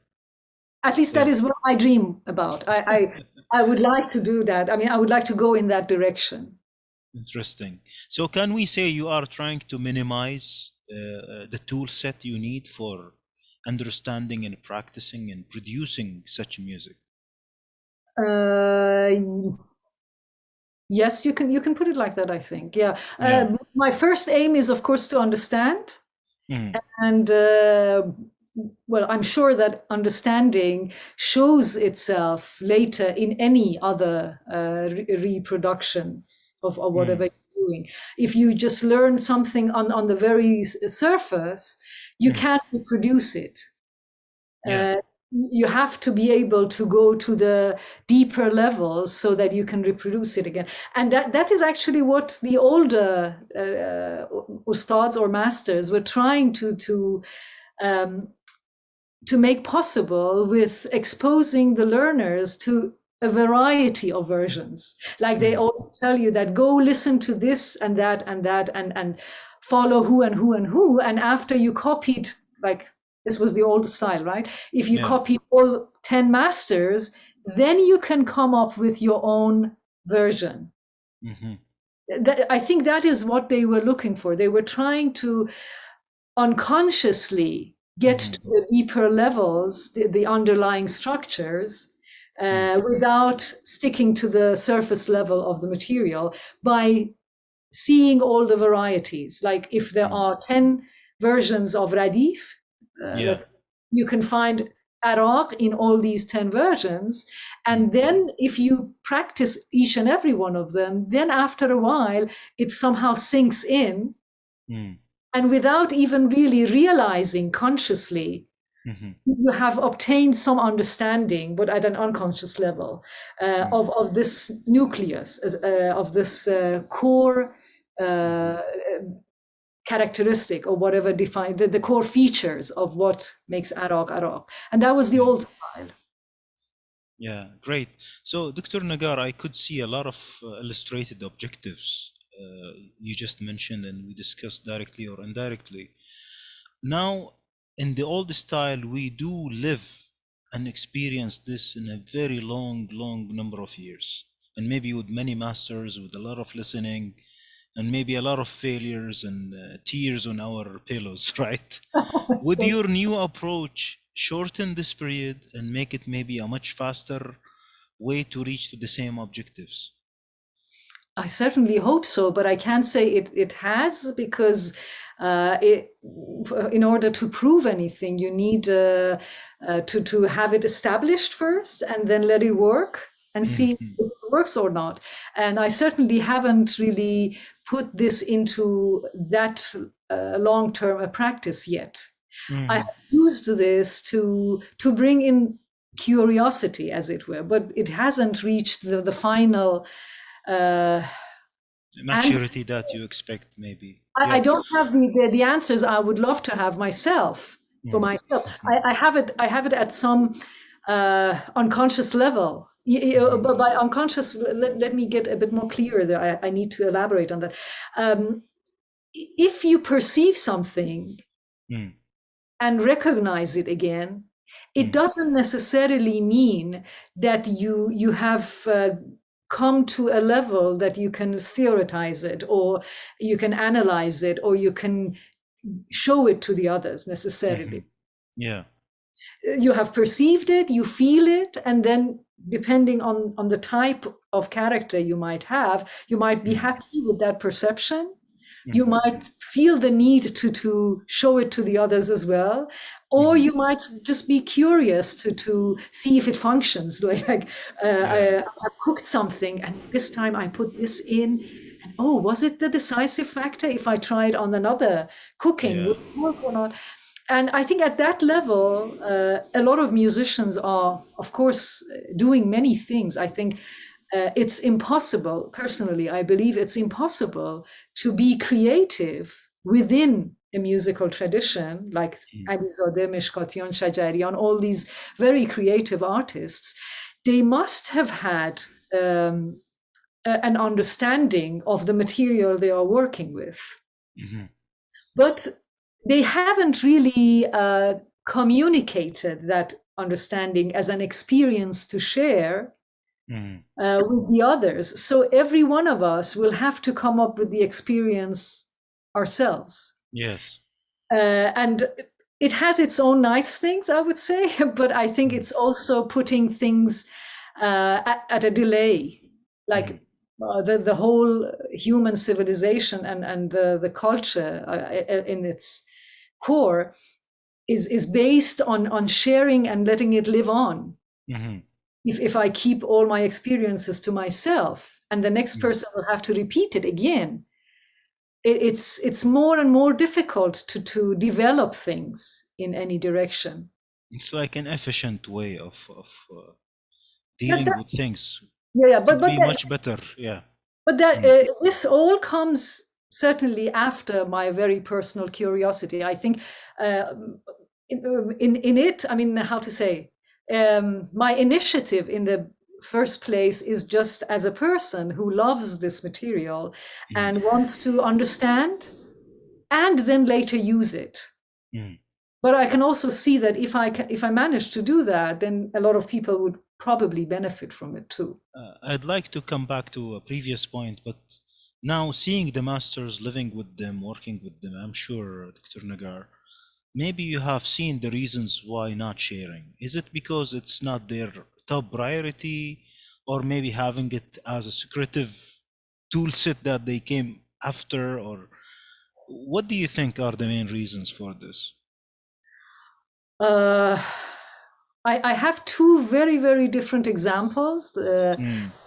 One is Faramers Paivar, the master Mm-hmm. of Santur, and he was very much into teaching, and he has written a lot of books.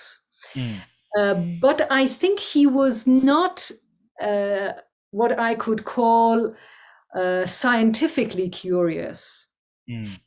So he was happy with the so-called theories that he was presented with from his own masters, which was Abul Hassan Sabah, and Yeah. Sabah was also bringing the stuff from Waziri. So he thought they would work, and it's fine. Mm. And he went on working, developing those, and he would think that this would be enough. The rest would be the learners trying. So you have to practice and practice and practice, and you will Mm. get it. Mm. Uh, at the same time, I know that he was very much into a type of what we call adab. You might know the concept, this kind of manner, Mm. which was important, especially for the older generation. What is the proper attitude towards something, and Mm. according to that, the proper behavior. Yeah. And in that, or with that, actually, goes the Ostad Shagird, the master and the learner position. Mm. Uh, and I think that that type of mindset is also bringing the consequence of you shouldn't give somebody's your own experience to somebody's what do you call that, novice state, like Uh, it is something that they should be prepared for. If that person is not mm. prepared yet, it's too early to give Mm. them something. Or So I think maybe don't throw the jewel into the street. something like that. But I think that in a more positive sense, they might think that it's not really perceived right, or Mm. perceived in its own right, Appreciate it. Mm. if you haven't gone through the stages yourself. With Alizadeh, Hossein Alizadeh, which Yeah. I had him as my supervisor of my PhD work in rhythm, but I also worked as an oud player in his ensemble for a while, with recordings and rehearsals and everything. With him, I think it's totally different. Mm. The motives, I mean. He Yeah. was just too tired of these ethnomusicologists, Mm. which today have changed into, some of them have changed into a disguise of musicologists. Mm. But he was just too tired because he found them partly using musicians as objects of observation for their own benefit, and partly as some people who would order musicians, or would kind of give fatwas, as if they would say what is halal and what is haram, what musicians are supposed to do, what is right and what is wrong. Yeah. And I could see that very clearly in his whole attitude towards any theory, any theoretization of the stuff. So if he got into any suspicion that the next person sitting there is going in that direction, he would just block it. Yeah. Say that musicians should be free to do whatever they like. Wow. But at the same time, I could hear that, for example, on stage, I remember this instance very clearly still. This is one of those very brilliant moments I will always remember. In a concert, there was a part where in the whole cycle of Dastgah Chargah, there is a part which is called Hisar, and that is a transposition of more or less the same ajnas to a fifth note higher. And the kamanche player was supposed to play the so-called taqsim, the awazi part of Hisar. But Alizadeh, being the master he is, was very, very softly playing clusters of tones underneath. And he started like in the first 5 seconds or so when the kamanche hadn't really got into the melody yet. And I could hear that with just like bling, with like 3-4 notes as a cluster, Hisar was there. Wow. So he either knew it consciously or had found it. That when I play these as a cluster, that's also an exploration, right? He had explored that this can work. There in that moment, I remember very clearly that I thought, oh, so what we should do is, instead of making these, I don't know what to call it, all the amount of 1, 2, 3, 4 of the recipe into long lists of what is Araq and what is not, to come to these clusters of tones seem to be presenting the tonal space of these important maqams. Wow, interesting. So I haven't done that yet. And if anybody can do it, it's more than welcome. But I'm sure there are other ways of looking at this. That's why, again, back to the beginning, that could be taken as one of the triggers as well. Yeah. Dr. Negar, talking about recipe, and also in cooking, your example, there are like 2 types of knowledge we can classify and describe. The tacit knowledge, which is something that we cannot express, versus the explicit knowledge. Now, is this going to be still a limitation or a challenge to what we are going to do going forward, like your approach? Will there be some tacit knowledge that needs to be approached in a different way? Or you don't expect to have any of such? Look, if I see it in a broader perspective, one can actually say that it doesn't matter at all. Music, as I said myself, is supposed to be the movement of sound, right? Yeah. So you have these as your ingredient of work, as your elements of creating whatever you want to create.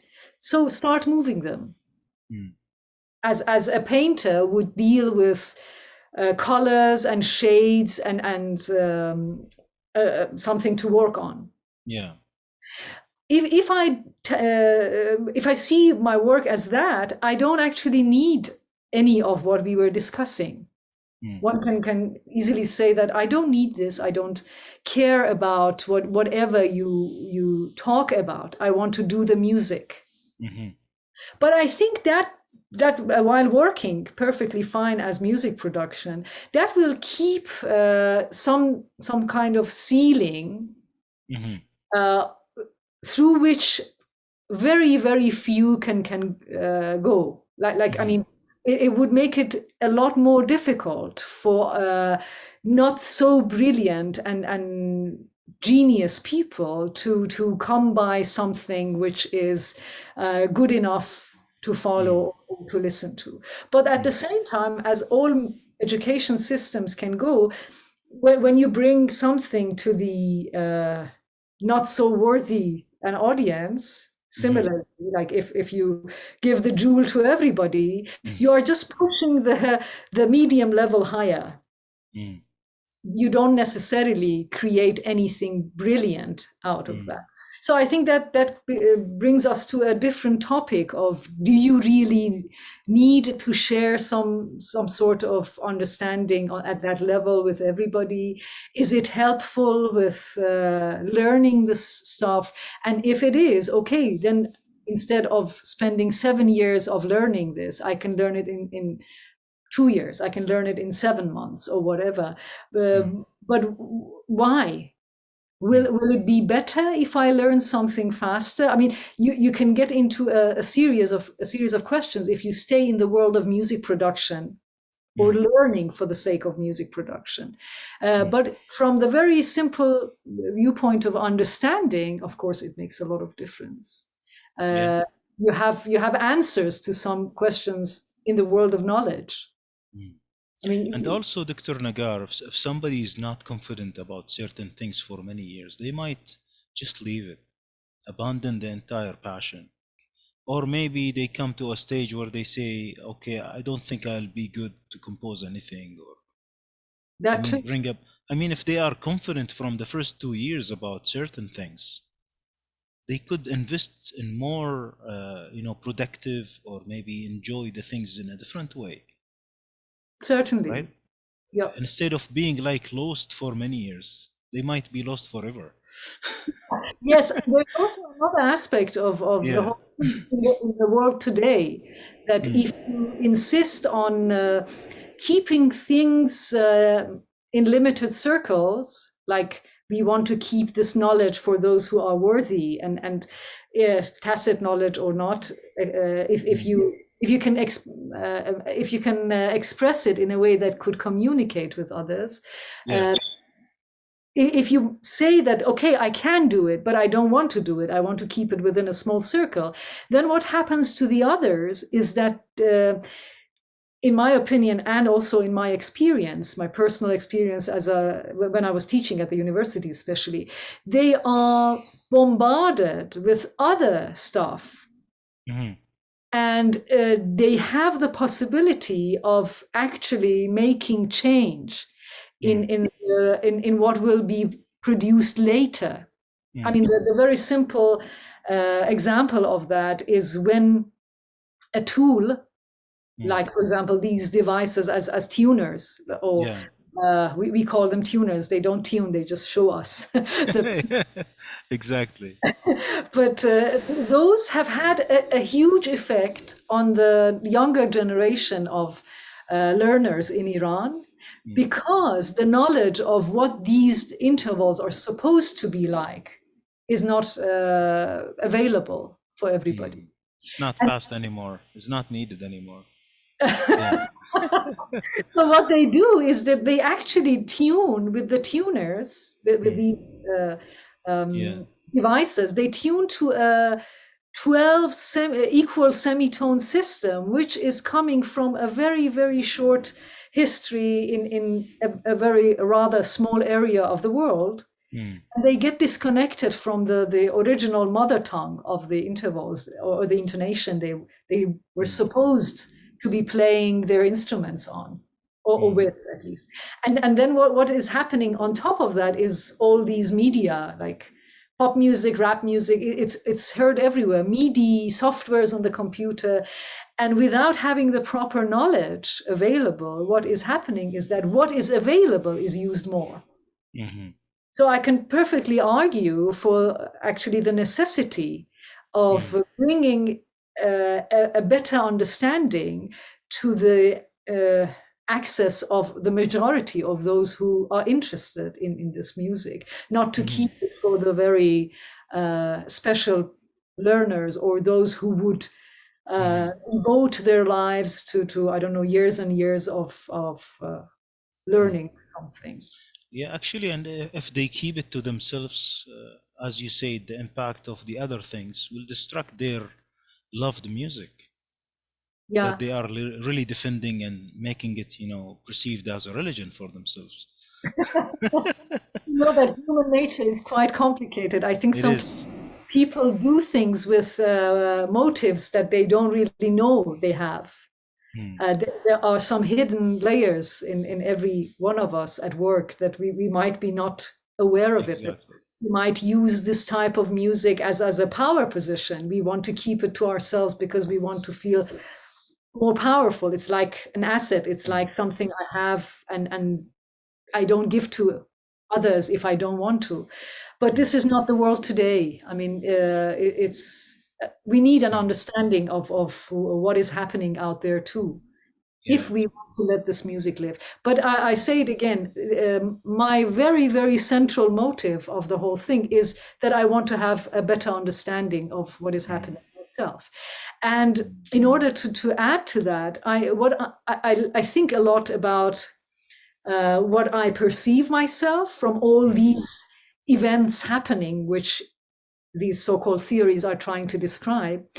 And I try to put them into an image, like not a model in a perfect sense, but something I can visually have in my head.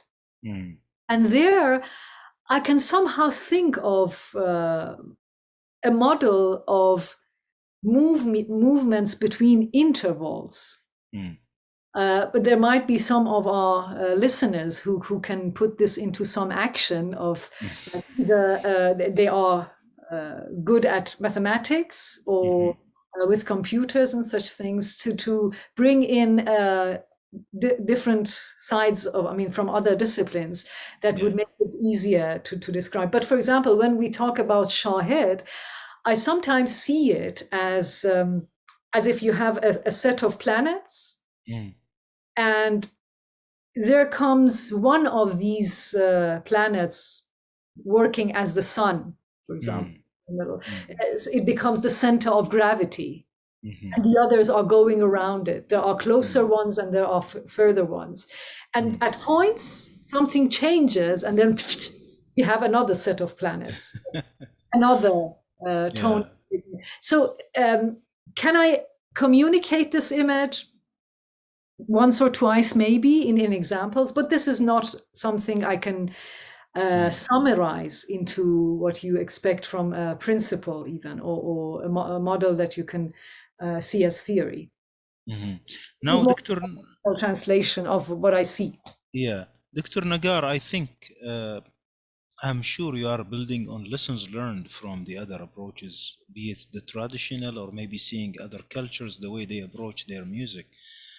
And I would believe that there is a breed of combination of things to come together to have such successful experience for a new musician or a new understanding to ourselves in the first place. And this is like an artistic way of seeing things than to others. I would assume that you are modeling this at the higher level, even for rhythms, I mean, the other components of music, rather than just we just illustrated melody. I'm sure it's way beyond that.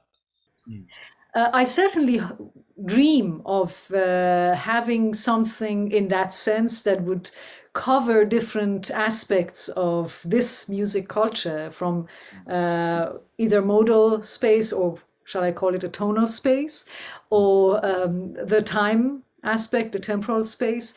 And you can also actually argue about the other sides of the music, because it's not only the pitch classes and then how you have the modes made versus time. There might be a lot of other things that would create this language, so to speak. I mean, if we want to understand it in a better sense. Like Dr. Negar, for example, the forms. Absolutely. Forms you have, and all of those layers of compositional structure. Absolutely. And how you, I would like to bring in another nice memory. When I was working on the concept of I mean, it was in the very early stages of my PhD work, I met a linguist and a professor of literature at the university at a friend's place, just out of chance.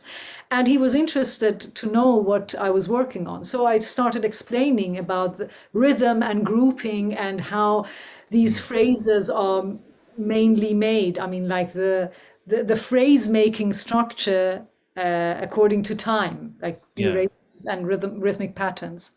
And then he looked away for a second and said, that is actually exactly the same concept of how we make words according to meanings, even in Farsi language. And I said, how do you mean? And he said that we have blocks, like, for example, the words he used was, he said, when I wanted to translate, because he had also done a lot of translations, He said, I borrowed a word, khodbin, from the literature, from what Saadi had written.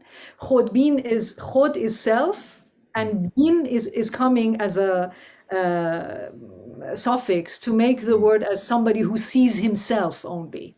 So Yeah. Khodbin is a self-centered person. But when this professor, Dr. Saheb al-Zamani is his name, was translating some texts on psychology, he encountered a situation, I don't know the exact English term for that, but it was about someone who has this complex of seeing himself too small for something. Yeah. Or the other way around, they have a grandiose image of themselves. And what he did was that he put another adjective in between khod and bin and brought in the words khod buzorg bin, khod kam bin. Khod bin is a self-centered, but he used that word as a khod buzorg bin is somebody who sees himself too big. Yeah. Yeah. So, and he told me that this is exactly the same mindset you are describing about the phrase making of the music, because we have these words, if I may take it as words, in the music, in at least in Taksim playing, in the Awazi sense, in free rhythm. And then we take them and we put them in between other ones. Or we break them and we use the parts in other combinations. And from there, I came up with the idea that I'm actually using with this template course I'm teaching on Rhythmitica recently in the last year. And that is that we can actually see the whole music as a big set of pieces, which I've called templates. Some of them are melody templates, some of them are rhythm templates. I mean, like timing templates and phrasing templates. But see them in a logo kind of sense. So you have pieces you can combine and put together. Sometimes you might come up with an ugly creature. Sometimes you might be able to make a more beautiful creature. But if we go in that direction, then I think we are closer to what you brought in as the example of mother tongue, because that is what we do with the language. That is certainly what I'm dreaming about, to bring in these pieces of templates and then allowing people to play with these pieces. And that will at least bring in a more exciting game experience. And then through this type of game playing, you can create some other things which might actually become a bit more serious and get to a more musical or artistic even level. I'm really looking forward to see this become a project, or maybe some materialized exercise. I'm sure you are working on this on your own. Is there anything like out there on the ground support? I'm putting the material together. There's no support in the sense of like a defined project with a sponsor. I would really love to have such a thing. I mean, like, if there is a framework for the project, then it of course will be accelerating. Then we can have more people in with other expertise that would complete the set and put it in a more realistic sense into the world. For now, it's only my very personal work, and I'm collecting the material slowly for these templates. I mean, how to introduce them, and then the rest would be bringing it to more either a web-based platform or as an app or something that people can use these templates to put together and come up with their own creatures, as I call them. This is again the same idea as cooking, right? But it's another type of cooking. I think it gives a less authoritarian attitude to the thing. At least that's how I see it. We should try and see. Interesting, really. Very excited about the topic, and we might extend even further as we see things. Hopefully, thanks. Materialize, Dr. Negar. Dr. Negar, just one more reminder about the Rhythmitica classes. How can students or those interested to learn approach you?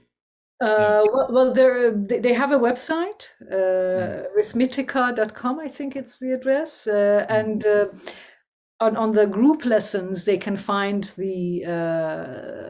the topic I'm presenting as well as the other ones. We have named the whole approach "Learn Persian Dastgah Music Through Templates." And we are running it like a course in 4 sessions, like rounds of 4 sessions. And in every 4 sessions, which is like a month of a group lesson once a week, I present something, one of these templates. Sometimes we have 2 of these templates. We discuss it, we listen, we get exposed to different examples of how that template has been already brought to life. And then the participants are supposed to experience it themselves, try to make something of their own with that idea of the template, with that concept. And they later share it with the other participants, whatever they cooked, whatever they made, they share it with the other participants. And sometimes there come some comments on that. Sometimes they decide to work further on their own cookings. And through that, I think we made quite, well, I don't know if I should call it success, but at least the learners feel they have really understood something. It's not just doing it as a lot of my colleagues would deal with Radif, because on the surface you can say, okay, this, whatever you're talking about, like Araq, is also in the Radif. So go get the book of Radif and also the recordings of Radif, and then there it is. Of course, the material is there. But I think the way you approach it and the way you ask people to get active about it might be totally different. I think it's going well. It can still develop further, but whoever is interested can find it on the website of Arithmetica. And that's not limited to any instrument or level, right? Anybody can join. Not at all. Yeah, of course, the more they are experienced with any either instrument or voice, they might feel more comfortable with what they can create. For example, we have people who play an instrument to a very good level, semi-professional, and we have people who don't. They just have started learning something, or they play a totally irrelevant sort of instrument, whatever, like a flute, which even doesn't present all the intervals we need. But when they want to try the template on their instruments, they can come up with some part of their own expertise, or they might even just sing. They might try to sing, and in order to understand the material, that will do, if they are not too shy to share it with us. Interesting. Dr. Negar, I think we have really covered a great deal of material today. Thanks to you. Maybe I ask you for one more thing. What piece would you maybe share with us from your own work?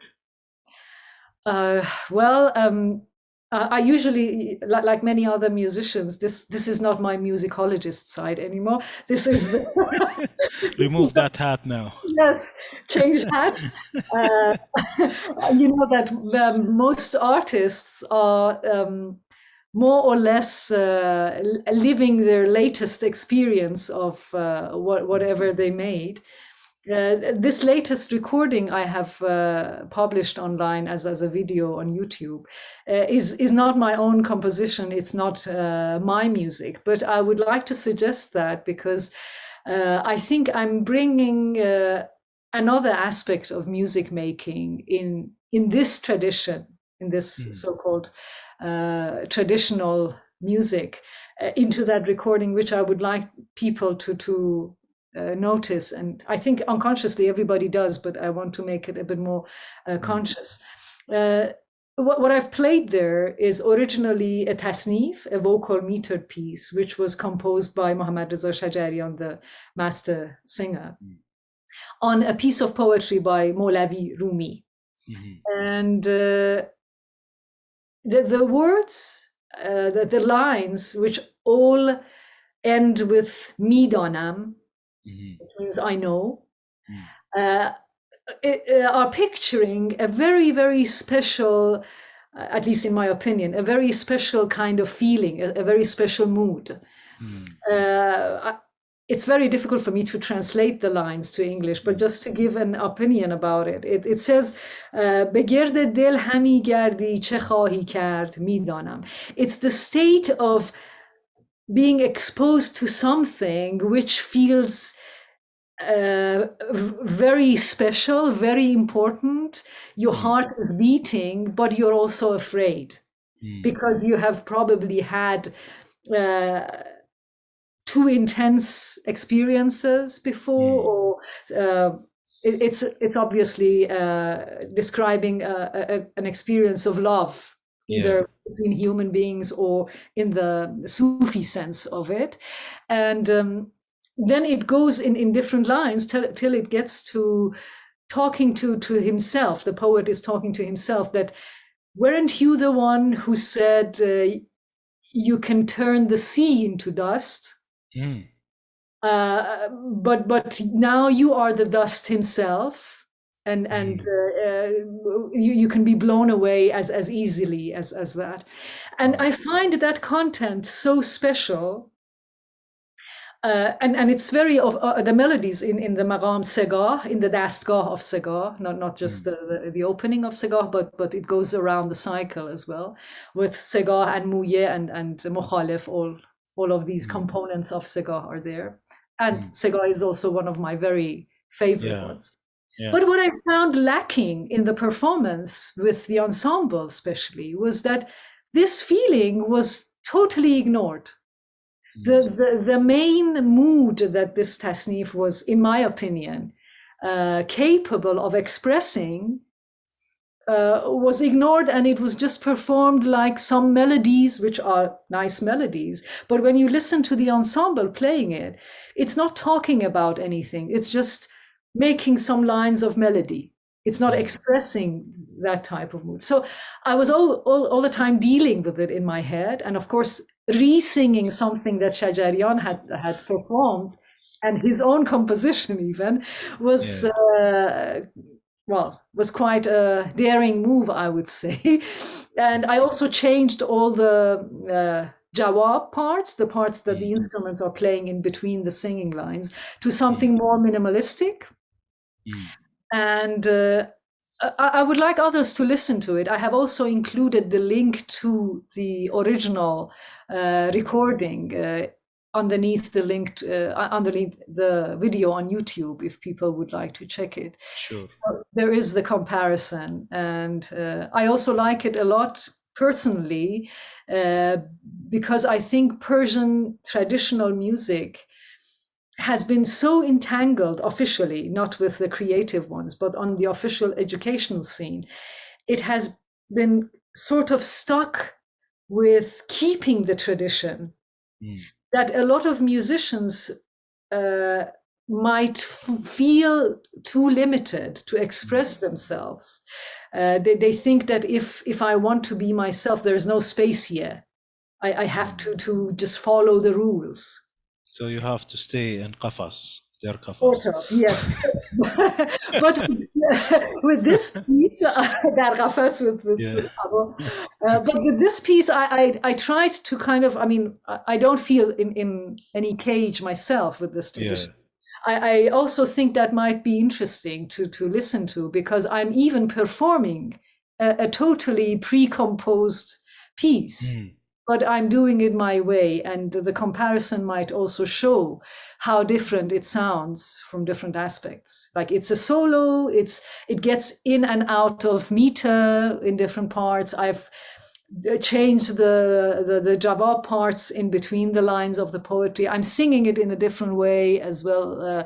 So it's a totally personalized version of the fully composed piece. So I like it. I think we will put both of them in here, and let the audience enjoy really the new work, the interpretation, or the new way you see it. Or curse me about it. Both of Yeah. Dr. Negar, really thank you very much for your time. Really appreciate it. I really enjoyed the discussion once more. too. Me too. And thanks for anybody who's stayed with us for such a long discussion. I hope the others also have points to share with us.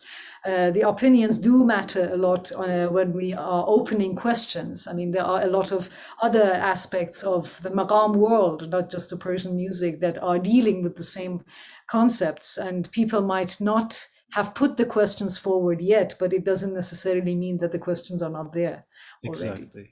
Exactly. I mean, everybody listening and watching, please do not hesitate to communicate back either via comments or communicating with us through our email or social media. This will be posted everywhere for you to communicate and interact. Thank you once more, Dr. Negar. Thank you. And see you soon. Yes, that's what I wanted to say. بگرد دل همی گردی چه خواهی کرد میدانم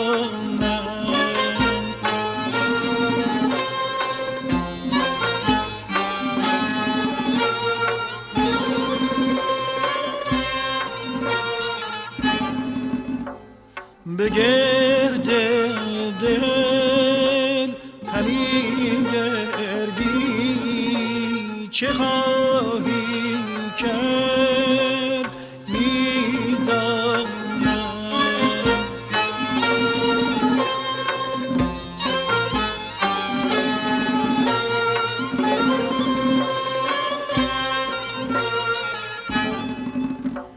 چه خواهی کرد دل را خون رخ را زرد میدانم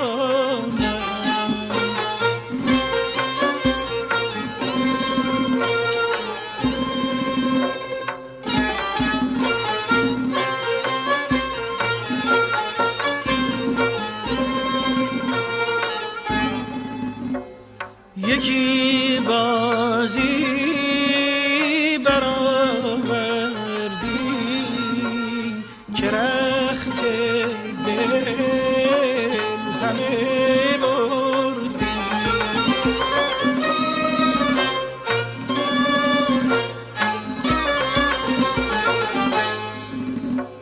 یکی بازی برآوردی که رخت دل همه بردی چه خواهی بعد از این بازی دگر آورد میدانم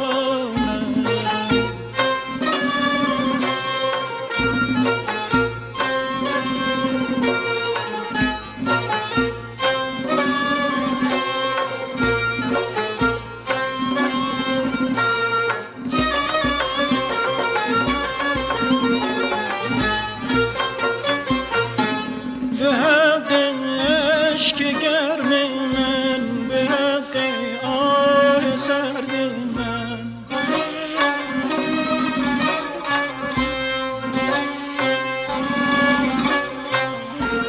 به حق عشق گرم من به حق آه سرد من که گرمم پرس چون بینی که گرم از سرد میدانم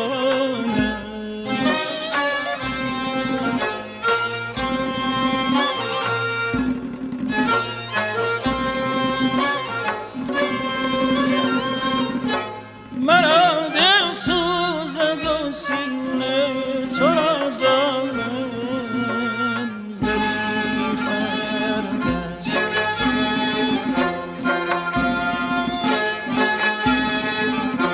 مرا دل سوزد و سینه تو را دارم ولی فرد است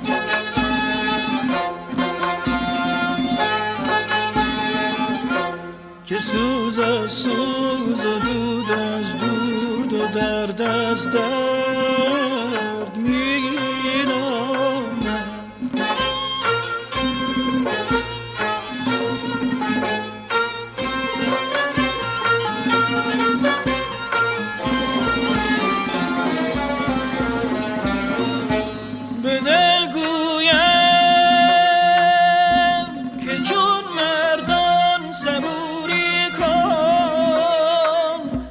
صبوری کن.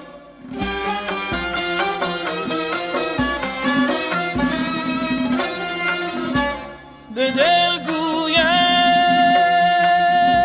که چون مردان صبوری کن، صبوری کن. دلم گوید نه مردم میزن گر از غم ز زن تا مرد میدانم، ز زن تا مرد میدانم.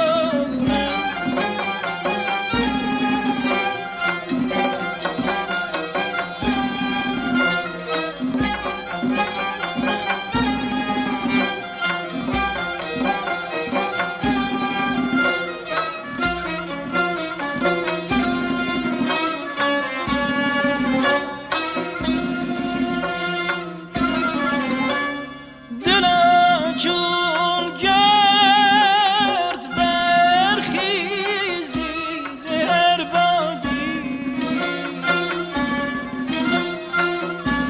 دلا چون گرد برخیزی ز هر بادی. نمی گفتی که از مردی برآوردن ز دریا گرد میدانم، برآوردن ز دریا گرد میدانم، برآوردن ز دریا گرد میدانم.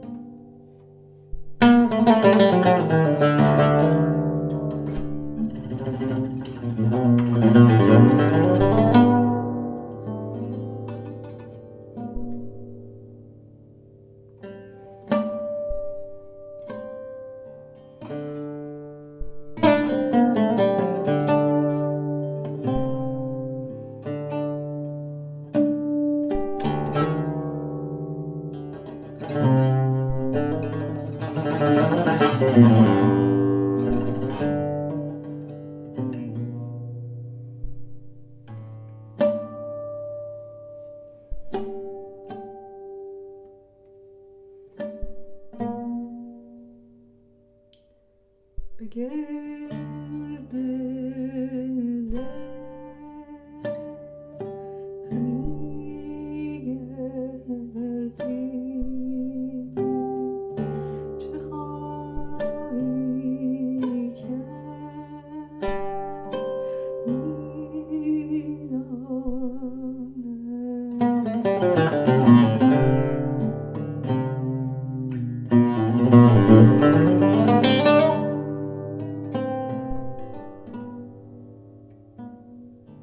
بگرد دل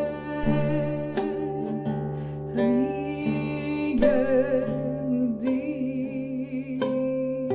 چه خواهی کرد میدانم.